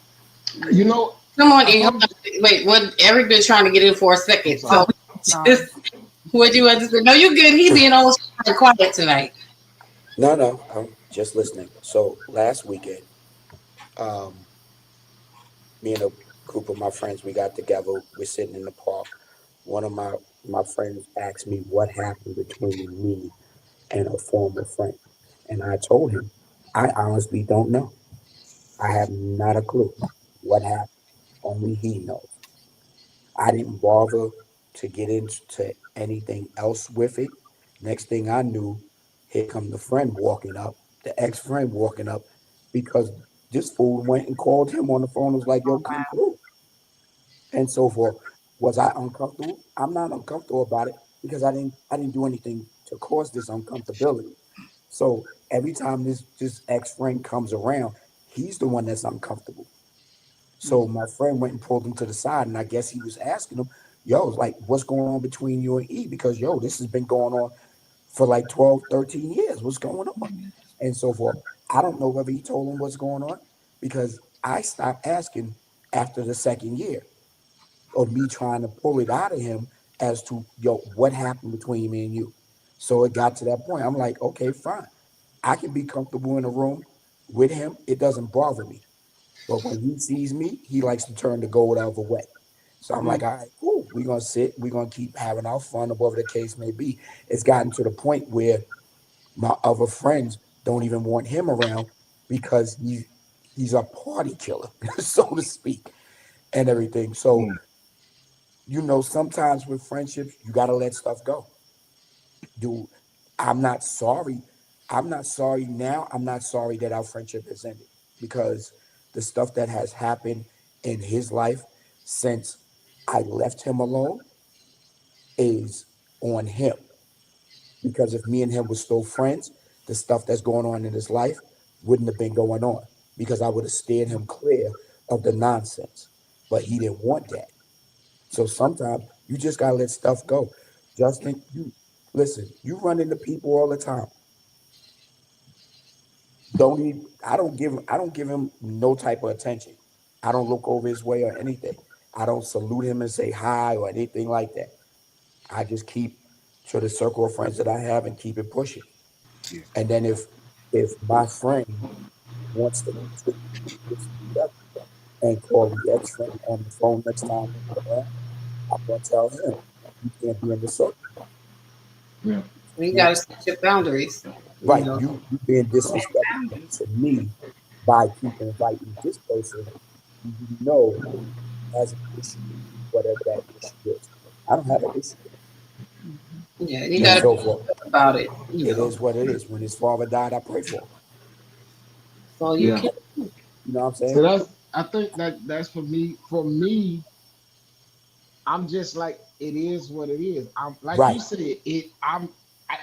It doesn't. The only time it bothers me is when I'm having a conversation with other people in the circle, and like I've had to cut off a lot of people because they kept trying to push me, Right. thinking that forgiveness and reconciliation is the same thing. And for Yeah. me, Not. I ain't trying to live your life. That's all it Right. is. Go live, breathe, eat, do whatever you want to with the rest of your life. I don't have to be a part of any of it. For me, it's that simple. But this expectation of reconciliation is the part that gets me to a place where I'm like, listen, y'all don't understand. You really trying to make me cut up. Like I'm gonna have to really go in the prayer closet and ask God to forgive me because you know what I'm saying. Like I ain't from that ain't my relationship. Right. God them had to, he them had to take me out of some really other different places, and I'm not in that place. So for me, it's like, hey, listen, I don't whatever you got going on, that's his life. Do your thing. I don't care. So And So that then you have to have that the part, conversation. You have to have the hard conversation with that group of friends and be like, Yeah, listen, that's the boundaries if conversation. You do. if You we're have to to remain friends, this has got to stop. You got to stop trying to put me and this person back together. right. sometimes Something that separate. No, go ahead. something that Justin is saying without saying it is that just because you're no longer friends with someone doesn't necessarily make them your enemy. Sometimes things just end, Yeah. right? Right. And it's just like, and that's okay. Your belief in God is not tainted because a friendship ends, right? It just the season is over. Sometimes Right. God is trying to remove that person out of your life and allowed something to happen to see their ways that if you followed them, you would not be in the blessed place that you are today. So sometimes some friendships that end, you need to rejoice and have a praise party versus a cry. Right. What did they say? Ecclesiastes 3:1? For everything there's a season. And Exactly. the time is under the And, sun. and the other thing too is that since we're in the word, Romans 12 talks about, if at all possible, within the power in you, live peaceably with all men. The Yes. accountability is with you. If you're asking for forgiveness, I think I saw a question in here that if you're asking for forgiveness and the person, and you sincerely mean it, and the person chooses to hold a grudge and never talk to you again, do like Jesus would do. Shake the dust off and keep it moving. Look, what's more important, their forgiveness or God's? Right. So if you, in this journey called life, we're going to hurt people. Yep. And this journey called life, you're going to get hurt, right? But the choice is, what I love in the text is, within you, the power is in you. The accountability is with you. You choose how to respond to these relationships. This cell phone right here is a device of my convenience. I choose when to pick this up. If I choose to block somebody, if I choose to pick up the phone, if I choose to turn it off, why? Because I pay the bill. Right. So I say who gets to talk to me and who gets to have access to me. I don't want anybody to have access to me that's toxic. Right. Right. And toxicity could be the unforgiveness you have against me. Yeah.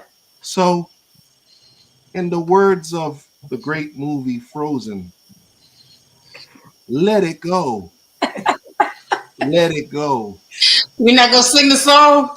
No, everybody put in the chat, let it go. Yeah. Let it go. Let's read some comments because they're talking to us in the chat, and then I Go kick rocks. I want to. T, and then I got a question for T Bloomfield. This is good. I hope y'all are really getting it on tonight. Please hit that like button. It's good. Welcome to After Dark. Landon said, "Don't break the code." He was talking to you, Justin, telling him. Paris said, "Let's see. Oh, wait, there we go. She said, I know I've cursed someone using the Bible. My goodness, Paris. Pastor Shank says we can't ask for forgiveness while holding on to a spirit of hate. But she was commenting after another comment that was a little further up. Paris says healing takes time. It's different for everyone. That's right. It does. So give yourself grace. Gregory said, what would you do if God ghosted you or Jesus blocked you when you asked for forgiveness? Good question. Roderick, Mr. Brown says healing is surely a process, and we all process differently. And it is, and it does. And I think the main thing is just make sure that you are in your process and don't let anyone take you off of your track while you are on it. Be not deceived by people who come along, and just want what they want when they want it. Nope. Take your time and process. If you're not helping me process, then you can't be in my space right now. It was like as Gregory was saying, I don't want anybody around me that's toxic. Paris says when you're still emotional about something, the person still has some level of control. It's over when you feel nothing but peace, God's peace. Pastor Shank says, how would you feel if you was the one who caused the offense? Wouldn't you want forgiveness? We want forgiveness, but not forgiving. In order to make withdrawals, we must first make deposits. Now, that's true. And the only thing that I would say to this about being the one who wants forgiveness, I can't force anybody to forgive me. I offended someone. Absolutely. We all want forgiveness, and I would go and do my best to make it right. However, if a person is opposed to hearing me out or even having the opportunity to have that conversation, I'm going to respect how you feel in that moment, because at least I attempted, I tried, I came in good measure and good faith to try to make it right. But if it's not your time and you're not ready to talk about it, I'm not going to push it, because that's going to make it worse. And I'll wait for a time until, at this point, I tried. I may, try maybe in another month, depending on what it is. And some things, like Gregory said, we just got to do like Frozen and let it go. So it's not, it's never one-sided. We do have to consider, both sides. It says when they can't control how you feel just by being around, you are drinking poison while expecting them to die. That's an interesting point.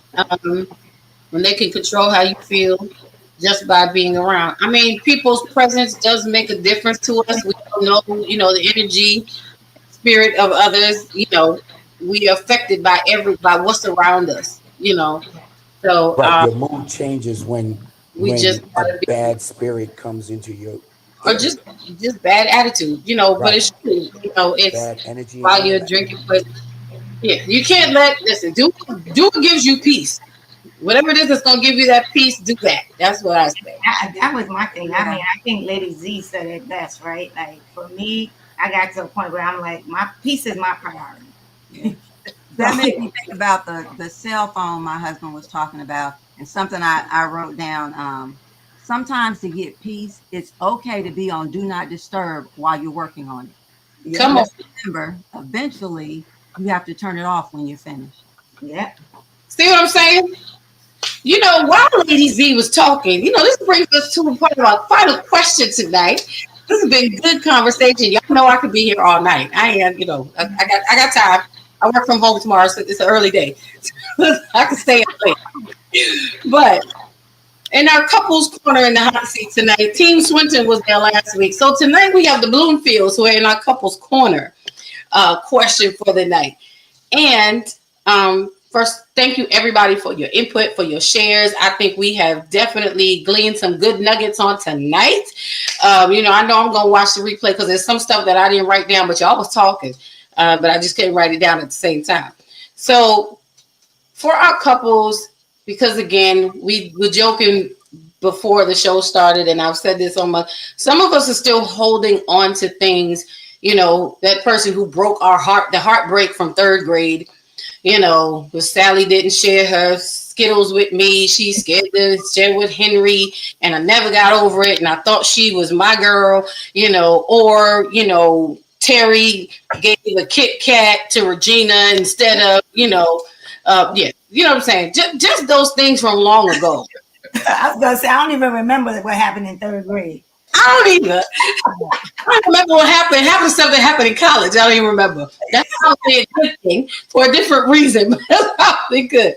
But a lot of us are holding on to some of those things that happened so early in our lives that is affecting how we show up in relationships now. And those people are long gone, you know, and moved on with their lives. And then there are times when there are good people who have made bad choices or bad decisions, or just were not in that space where they knew how to communicate or give what was needed. So, you know, I wanted to talk about it, but then they pop back up in your life. You know, they come back around into your world and they want to kind of try again. Or, you know, a lot of us, all of us on the stage have been married at some point in time, you know, and so because I say we've all been married at some point in time, obviously we're all divorced. So that did not work out for whatever the reason, or it just met its expectancy. So here we are now trying to navigate life, enter into new relationships, or we have a fear of entering into another relationship because we don't want to end up divorced or end up in those situations again, but we're holding on to that residue of old stuff, the memory of old things. And we need new sensory memories.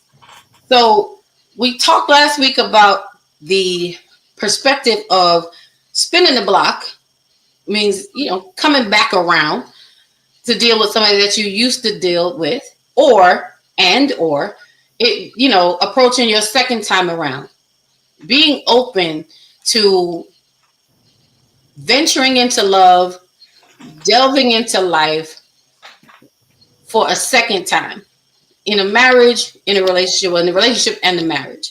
So tonight we have Team Bloomfield in the hot seat for our second time around conversation. So my question, or what I want to pose to them to share on tonight, because I think a lot of us can learn from those who are actually experiencing it, have experienced it, have done it, and are still doing it. We all come with some residue of something, but that residue should not be heavy enough to stop you from the opportunity of being loved, and rather, okay, let me start this way, because serving love, of giving love and receiving love yet again. So, Team Bloomfield, can you share with us tonight, how did you change your perspective from your past situations or your past marriage, past relationship, to trust love again enough to try? Because these guys are sitting here, they're one of my favorite couples, and I'm not just saying it because they're here, but individually they're some of my favorite people that I have come to know. I feel like God just dropped them in my life, and when I found out that they were getting married, I was excited, I was happy, I was overjoyed. You know, I love to see good people with good people, and these are two good people who came out of bad situations, I would say, because we're all divorced. Divorce is never good. You know, at the end, it hurts everyone. But yet they've come together again. They found each other and they have made a go of it again. And it is beautiful to see this work in real time. So can you help us and share with us how you changed your perspective? And you can share it any way you want to, in order to trust love again, because I think somebody needs to hear it. Okay, so first, let me say, Don, I don't do takesy backsies. Once I receive my peace from a past relationship, I'm not, there's no point in going back. You know, we both know why it didn't work. I got my peace. Hopefully you got yours. Okay. As far as moving on from past relationships, for me, it was really about, now I'm 53 now, so I've learned along the way to take accountability for my part in each relationship. Not so much just look at what the other person did, but what I did, how I even responded to what they did, and then move forward. And a lot of times when you move to the next relationship, you don't always experience the same thing that you did in the first one. So sometimes because it doesn't come back up, you can receive your healing and then go through the next relationship and things come up and you do the same thing. You just take accountability for your part. You know, be weary of people who will be the first person to tell you, well, I got divorced because they were that, this, that, and the third. And, you know, they never say, you know, I did, I was wrong, because that's a big part of your healing, being able to say, these are things that I did that attributed to the breakdown, or maybe I never should have put myself in the situation and married the person in the first place. What were my motives for getting into the relationship? Because a lot of times, if you just look at your motives for getting into the marriage, you can take ownership all by yourself and be like, okay, that one's on me. That one is on me. I like to say I'm a hopeful romantic. So I just never stopped believing in love and that there was someone out there for me. And how I knew it was Gregory was because he was in line with, once I found my purpose in the ministry, another relationship, I went into another relationship and I walked away from that ministry. And things were just off after that. And then when I was able to find my peace again and isolating myself and really sitting with myself and the things that were breaking down around me and getting back to that purpose and my commitment to God, as things started to turn around and be positive, he just happened to see me doing an interview and ask somebody, you know, to pay me a compliment. And who knew, you know, one conversation would lead to another. And he is so in line with my purpose that I had at that time, that all the negative things that I had gone through while I was trying to find myself, you know, because sometimes when you get to a certain age, you start to question everything about your life. Is this really who I am? You know, sometimes we don't even know what we like, who we like. Is this really my style of dress? Like, you know, what? But as soon as I started to put those things back in place and realize, you know what, all this drinking and hanging out, I'm not at peace. That's why I got to have so many drinks in order to enjoy myself when I'm out, because that's not in line with how God created me and where I'm supposed to be. Right. That part. Mm-hmm. That part. You're right. You're right. That's good. That's good. What's your share, brethren? Well, sister, yeah, that was good, babe. I enjoyed it.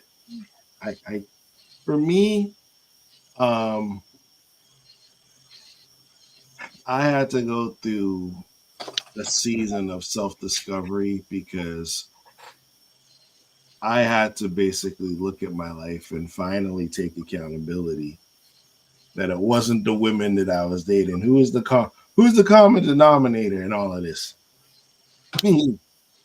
And I will tell you, self-reflection, for those who haven't done it and for those who've done it,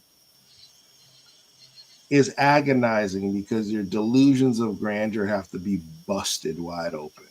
And you have to say, yeah, I hurt that woman, or yeah, I wasn't responsible, or yeah, I could have done better.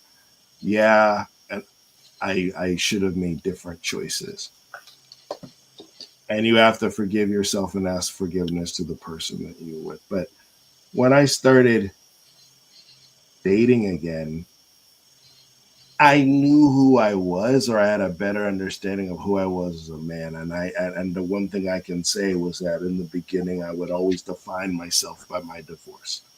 I had to learn that my failures does not make me a failure, That's good. and that my failures is just a part of the story. If the person, I remember I started talking to this woman who was interested in me, and she couldn't stop talking about my divorce. And I was like, if this is a problem for you, then, you know, there are other men out here that can, you know, because I'm not going to, if you're doing that when we're courting, God help us when we're married. Right. And I got tired of the dating scene, and I got tired of all of that and just going to places to meet women and all kind of stuff. And it just got old. And I found that when I knew who I was in God, I wanted different. So, and I also knew that I didn't want any more kids. So that's important. So when I met Zenja online, and I actually asked, I paid her a compliment through Dawn, you know her, Paulette Harper. Hopefully she's watching. And we started talking. I wasn't perfect in my healing, but I was healed enough to know what I wanted, right? And fast forwarding, what I realized is that I deserve love again. And I deserve, because love comes from God. So I needed to be with a godly person, not a religious person. I want to put super emphasis on that. Mm-hmm. That you have a lot of these people that go to church every weekend, who know every song in the hymnal, know every scripture, but they don't live what they profess. Mm-hmm. Come on, somebody. Yeah. So what I can say for myself is I didn't want someone, you didn't have to know Psalms 119 back and forward, but you love Jesus and you're doing your best to walk this walk, and that we're mission aligned. And I found that in this lady right here. So are we perfect? No, but we're striving for it together. So if I can encourage somebody out there that's gone through a divorce or gone through a bad breakup, don't let your past, whether it was her fault, his fault, or your fault, disqualify you for finding love again. They always say, do the work. What that means is take accountability. And one of the reasons why many of us don't get the healing that we deserve is because, you know why? We don't talk. Yeah. Say I failed. Say hurt. Go to a therapist. Go to a trusted family member. Get the healing that you deserve, so you're not bleeding on somebody else who didn't cut you. So hopefully that helps someone too. Yeah, that was key for us, learning and taking from past relationships and applying it to this one. And so our covenant, even in this one, well, there is a covenant. Those past one, there was, no covenant, and for whatever reason. And this one, we are intentional about every conversation, every discussion, whether we agree or disagree, and reminding each other that whether we disagree or not, even if I'm mad at you or about something, I love you and I'm not leaving you. Mm-hmm. That part. That's yeah. Yeah. So we're That's, ending. say that. Just say that last line again. If you don't say it for nobody else, say it for me.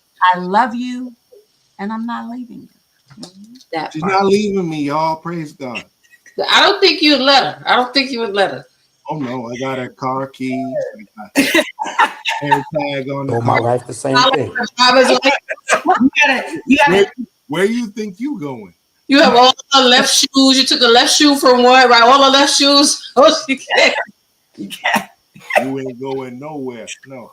And what I this think that is beautiful. And, just everything that you guys said and shared is such a blessing and a help to, I believe, everyone that will listen. And it's important to know that no matter what you've done or what you've been through or what has happened, number one, you're not there anymore.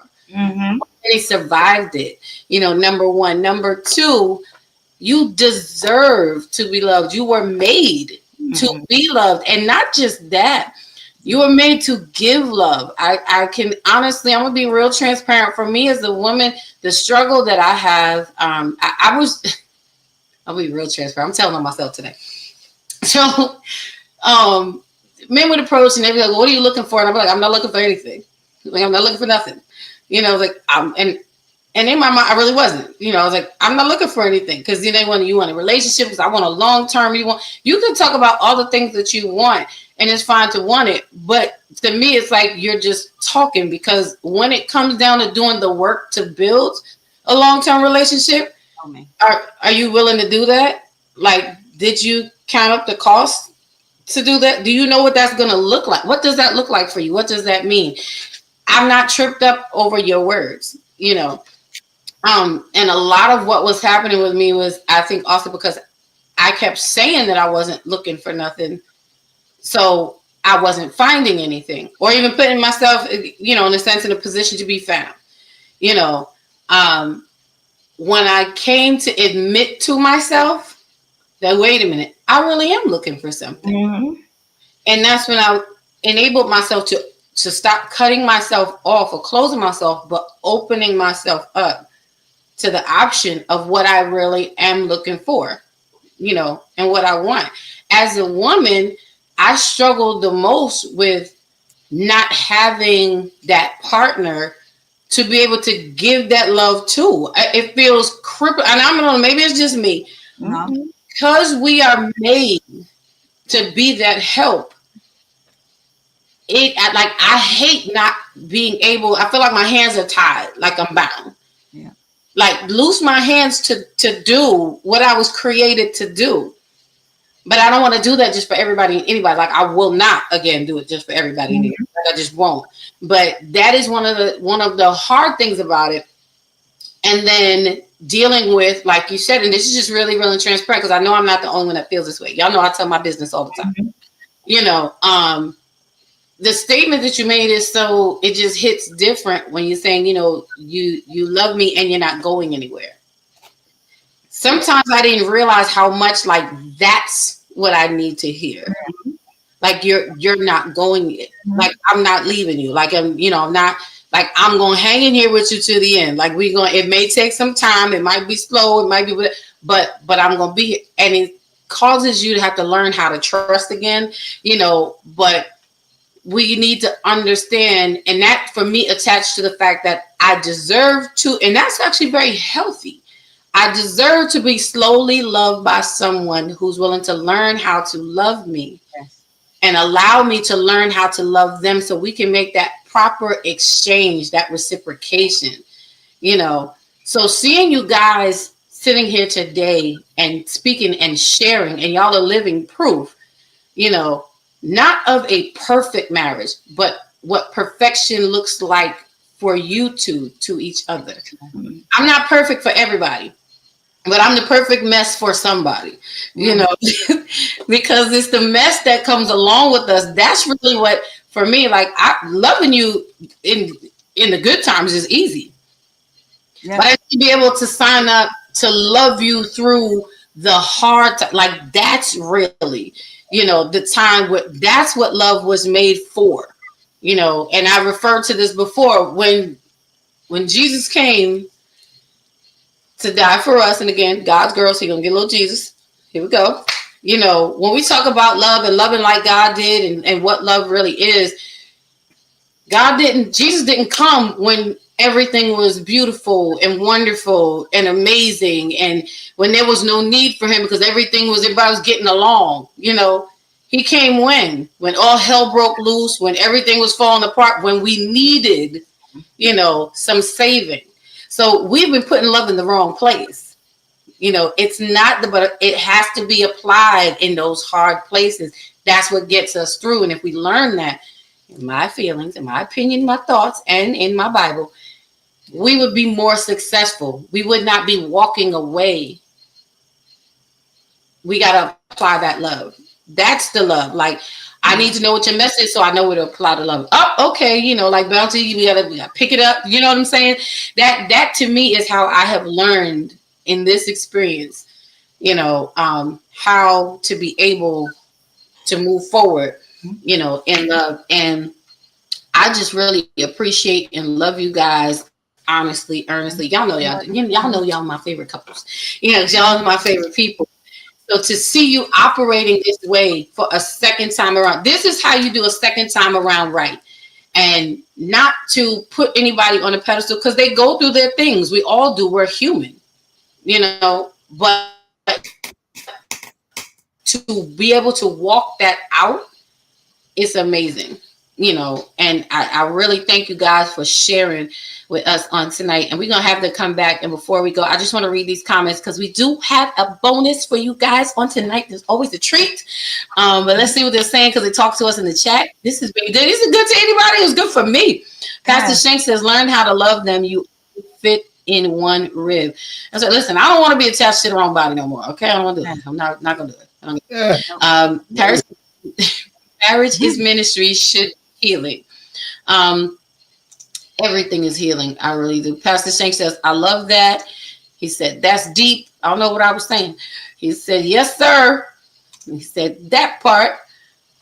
Paris says, love that. Being intentional. You've got to be. Intentionality is so important. And you show, either in your actions or your lack thereof, you show your intentionality. I'm intentionally going to ignore you, or I am intentionally going to be present for you. Like, it's on purpose. Pastor Shank says, you are imperfectly perfect for each other. That's right. The perfection comes when we're together. Our desire for love is our desire for God. Right. We were not meant to be solo. We was not meant to be alone. What's that song? I'm not meant to live alone. Don't get me started, y'all. You got the Luther pointing. Listen, I tell don't this ain't church now. I'll bust out Luther in a minute now. No, don't sing.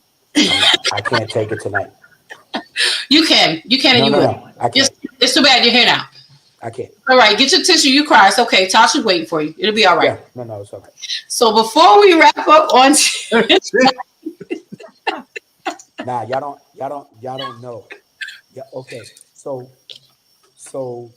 I break down and cry every time I hear Dawn sing, because that's what her spirit does to people.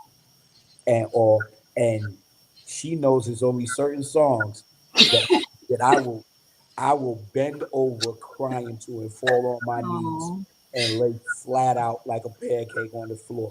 He will.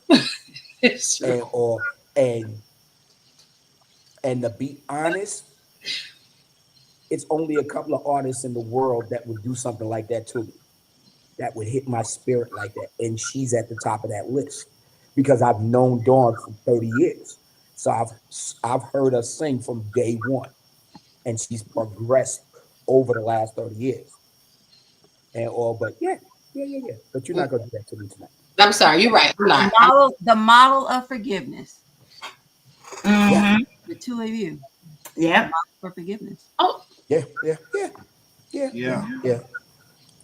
We have definitely thugged it out. Yeah. Thugged it out.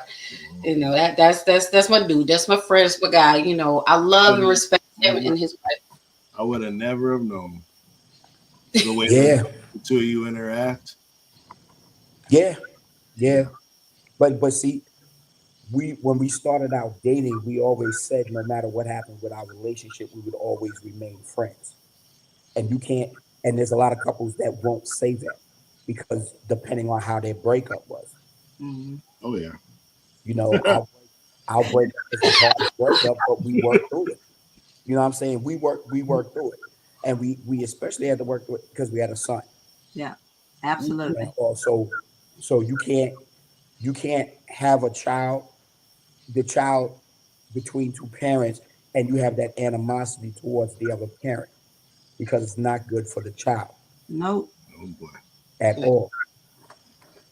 And we know that we are not the typical, and everybody may not get to this level, and that's fine. And no one's saying that you have to, like, we as family, his wife go out and do things. We consider each other sisters. We love each other's kids as if they were our own. We call them bonus sons, and no step nothing in our family, Right. and our kids are our kids. They have 3 parents. You know, we talk with each other about what's going on. All of our kids are grown. You know, I forget sometimes, you know, my son was talking to his sister the other day and she's like, "Hi, Mom." And sometimes and it does something to my heart that I didn't birth her, but since 5, you know, just to have that rapport and still all these years later, you know, and it started with Eric and I being able to work through and really get to that place of forgiveness. And for us, forgiveness is what opened up the door to access each other, because our friendship was more important. You know, I never wanted my son to hear me say anything negative about his father, and he never wanted our son to hear anything negative about his mother. So we always kept whatever our beef was outside. We didn't argue in front of him. We didn't do, like, you know, we just didn't. We kept to the agreement. And that's one thing a lot of people have to do. Whatever your agreement is, stick to it, but make one. You may never be friends, but you have to be cordial, because at one point this person was what you wanted. You know, but that's another story. So my parents were the same way. Like after my father died, my mother and my stepmother became best friends. Yeah. And if they did not do that, I would not have been close to my brother, because my brother technically is my half brother, but we don't say half instead. Mm-hmm. So basically, you know, I would not have a relationship with my brother today if my mother and my stepmother were beefing. Mm-hmm. It's bigger than us. It's bigger, you know, it's bigger than us. And I would honestly say that even outside of, I did not use our son as a pawn in any way against or towards his father. You know, that's a whole different situation. I said, you know, our marriage and divorce had nothing to do with you, Jalen. You know, it's like, it's not about you. Right. Friends because of you. We just committed to remaining friends because of the environment we want you to grow up in. You know, but I had to have like a real friend. We had a real friendship. Mm-hmm. And you are my friend, period. You know, and that's just the way it is. But yeah, you have to, it's healthy to get to a place. And again, it may not ever be exactly how ours is. This is not cut out for everybody, and we get that. But it's a blessing to show that it's possible, you know. And I don't think about it often. I don't think either one of us look at it like a big deal sometimes, or maybe the big deal that a lot of people see that it is because we're living it. But if we can help somebody, you know, just to show you that it is possible with time. Yeah, you know, here we are. So as we wrap up tonight, we do have a bonus from Team Bloomfield that I want them to share. But before they do, because I want them to have the last words, just want to say to everyone, thank you for tuning in. Thank you for joining. I hope you guys continue to like, subscribe, and share. Continue to meet us here on Thursday nights at 7 p.m. this whole month. We got 2 more weeks of After Dark, and trust me, the last one is going to be a banger, so you don't want to miss it. You know, we're not going to be cutesy that night. We're going to be super extra. All right, I can't tell you what the content of the conversation is going to be, but you know, we like to mix it up here. We keep it 1,000% real, a buck and some change. Hopefully, AJW will be able to come share, because his book is dope and dynamic. If you haven't gotten it, you need to go get it. Courageous Vulnerability. He just needs a night on his own. So I don't know. We might have to give you the last Thursday. Out of next Thursday, I don't know, AJ. You know, you want the last Thursday of the month? You know, we can do it. You let me know. I'll make it happen. Okay, because one of these, because he got to come back, because he done dropped some deep stuff. He had us in our group chat, you know, in deep thought and thinking that I done reconfigured thought about my life. You know what I'm saying? She had some good stuff in there. So we want to make sure this month is just really about having deep conversations, getting to the root of it. So before we wrap up and end, I want to thank everybody for joining us. Invite a friend, bring them in. Let's heal together. Let's talk this thing through. So I want to give everyone 60 seconds to share their final thoughts, feelings, and tell people how they can find you. I'm going to start with E, go to Justin, and then Coach Theo, and then I'm going to go over to Team Bloomberg. Why do I keep wanting to call y'all Bloomberg? I'm Bloomfield. That's the other Jewish dentist. Yeah. And it's not that I don't know. I'm like, what is going on with me today? What is happening? Something's going on in my heart. Everything. Goldberg, Rosenblum. But I still call you that. And I'm like, where is that coming from? That's the second time tonight. What is happening? Come on, E. Take your 60 seconds before I call somebody else some other name. Okay. So my 60 seconds. I'm tongue tied now. Don't just say it, dude. Now I infected you. Now look at that. Now I infected him. Is find the love inside yourself in order for you to love the next person. That's good. Yes, it is, isn't it? That's a gem right there. So, yes, find the love inside yourself in order for you to be able to find and love the next person. Make yourself available for that person. Sit down, listen to that person without judgment, and have that person listen to you without judgment. Whatever you got on your chest, get it off. Whatever she got on her chest, let her get it off. And at the end, y'all both come back together and y'all wrap up in a nice little bow and say, okay, our issue is solved. Let's put this bow on it. Let's grab some tea and get ready. Relax. Not the Netflix and chill. It's just tea and chill. That's it. Ain't nothing wrong with Netflix and chill now. Watch your boy. Don't tell the people. No, that means the other things. But listen, okay, I ain't gonna go there.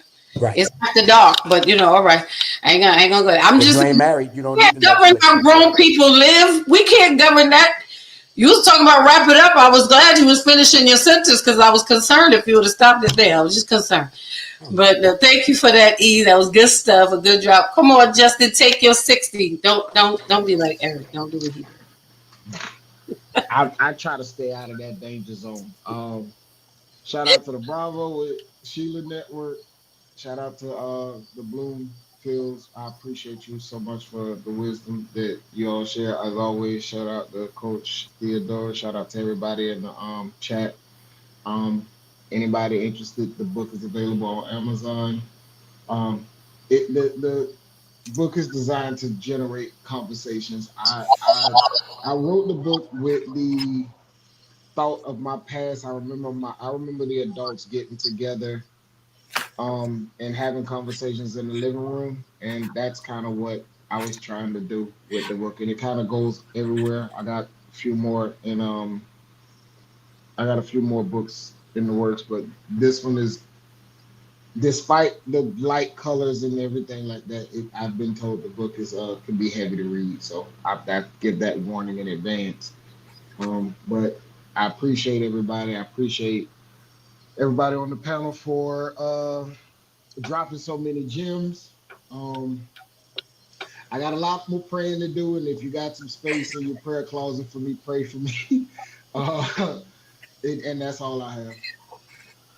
We make room. Our prayer closets, they expand. And you know what? It's a beautiful thing. Y'all are watching men being honest and transparent tonight. And so I commend you for that. I really do. Being able to own up to where you're at. That's right. On your journey, because you're on it. You didn't stop. Come on, Coach Theo. Take your 60.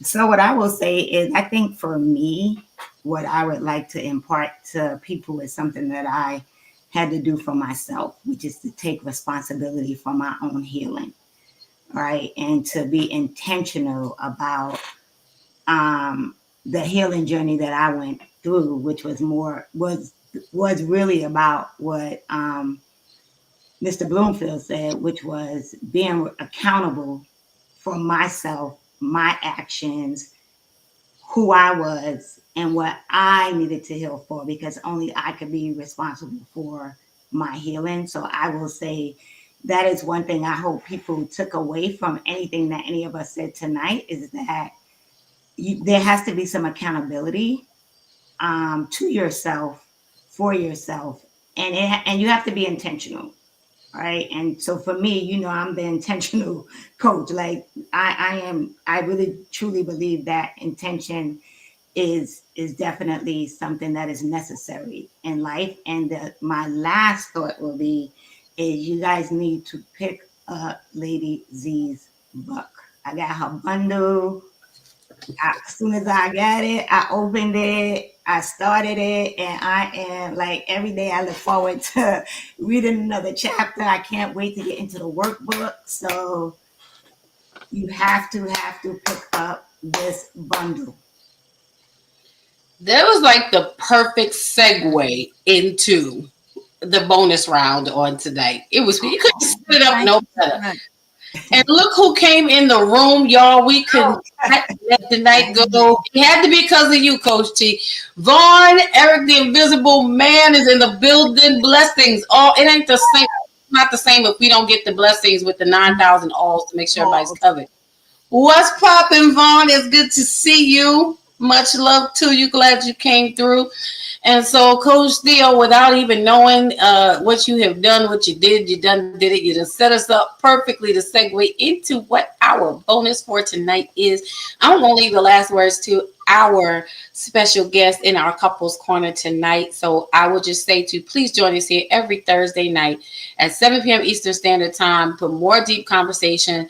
And also meet us on Monday nights at 7 p.m. Eastern Standard Time for Mondays Beyond the Mic with Dr. Elaine and myself. And I'm going to let the Bloomfields tell you about our special bonus on tonight while I prepare our exit. That's all I'm going to say. It's on you guys. Well, first of all, Don, when you said the word Bloomberg, the first thing I thought about was the Bloomberg report, which deals with markets and investments. And so that's not us. Yeah, I was having a prophetic moment. I don't know. Hey. It's not you yet. It's not you yet. So when you talk about investments, investment is defined as an act of devoting time, energy, or effort into a particular undertaking with the expectation of a worthwhile result. Well, our marriage for us is an investment. We're investing in our marriage. Amen. So that just made me think about that. And I'm like, oh, that's good. And it's paying dividends. Yes. Oh, Shondo. He does. The other married man. Out there, where are you praising him with you? That's right. Go let your brother praise alone. I need my A flat. Anyway, yes, sir. So what goodie do we have for the Bravo Network tonight, y'all? Well, thank you so much for having us. Thank you, Don, and the Bravo Network, and shout outs to Justin, Eric, and to Coach T. I wanted to give a special gift on behalf of our ministry, Sister Pamela Publishing, and the Motivation Moments podcast. We wanted to let you know, as you know, we have books. Thank you for the shout out. We have Rooted in Boldness, the book and the companion workbook. We have 522 Man, and this book has been a blessing. We got other stuff in the works right now. We got t-shirts, right? We got this is the slogan of our podcast: be encouraged, be inspired, be motivated. If you go on the website, which is in the bottom of our names right there, sisterpamelapublishing.com, and if you type the word Bravo and check out, 25% off everything. 25% off books. And also, if you order it through the website, you get it from us so we can autograph it for you. We can sign it for you. So if you're interested in getting a copy of the books, our products, support Black Christian businesses like ours, 522 Man. So every man should have this. Every woman should have this. And if you want to look as cool as us with shirts in black, blue, royal blue, because she's a Zeta, and gray and white, all sizes. And we also have mugs. So feel free to order from us for this illustrious audience. 25% off, but it ends at midnight. So don't look at me. Go on the computer and order right now. So that's for all of our products. So thank you in advance for your support and love. And again, sisterpamelapublishing.com. You can get all this stuff and support our ministry.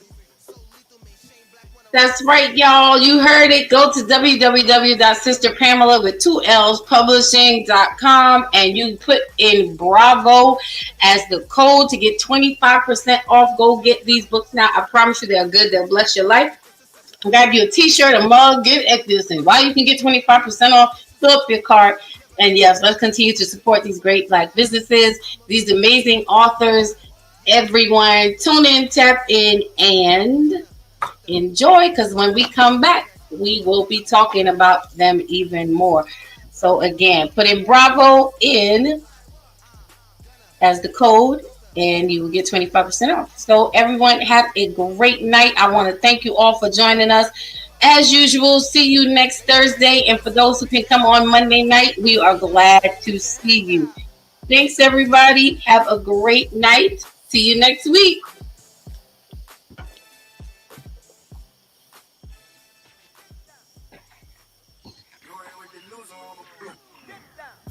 Let me clear my throat. Yeah, that's better.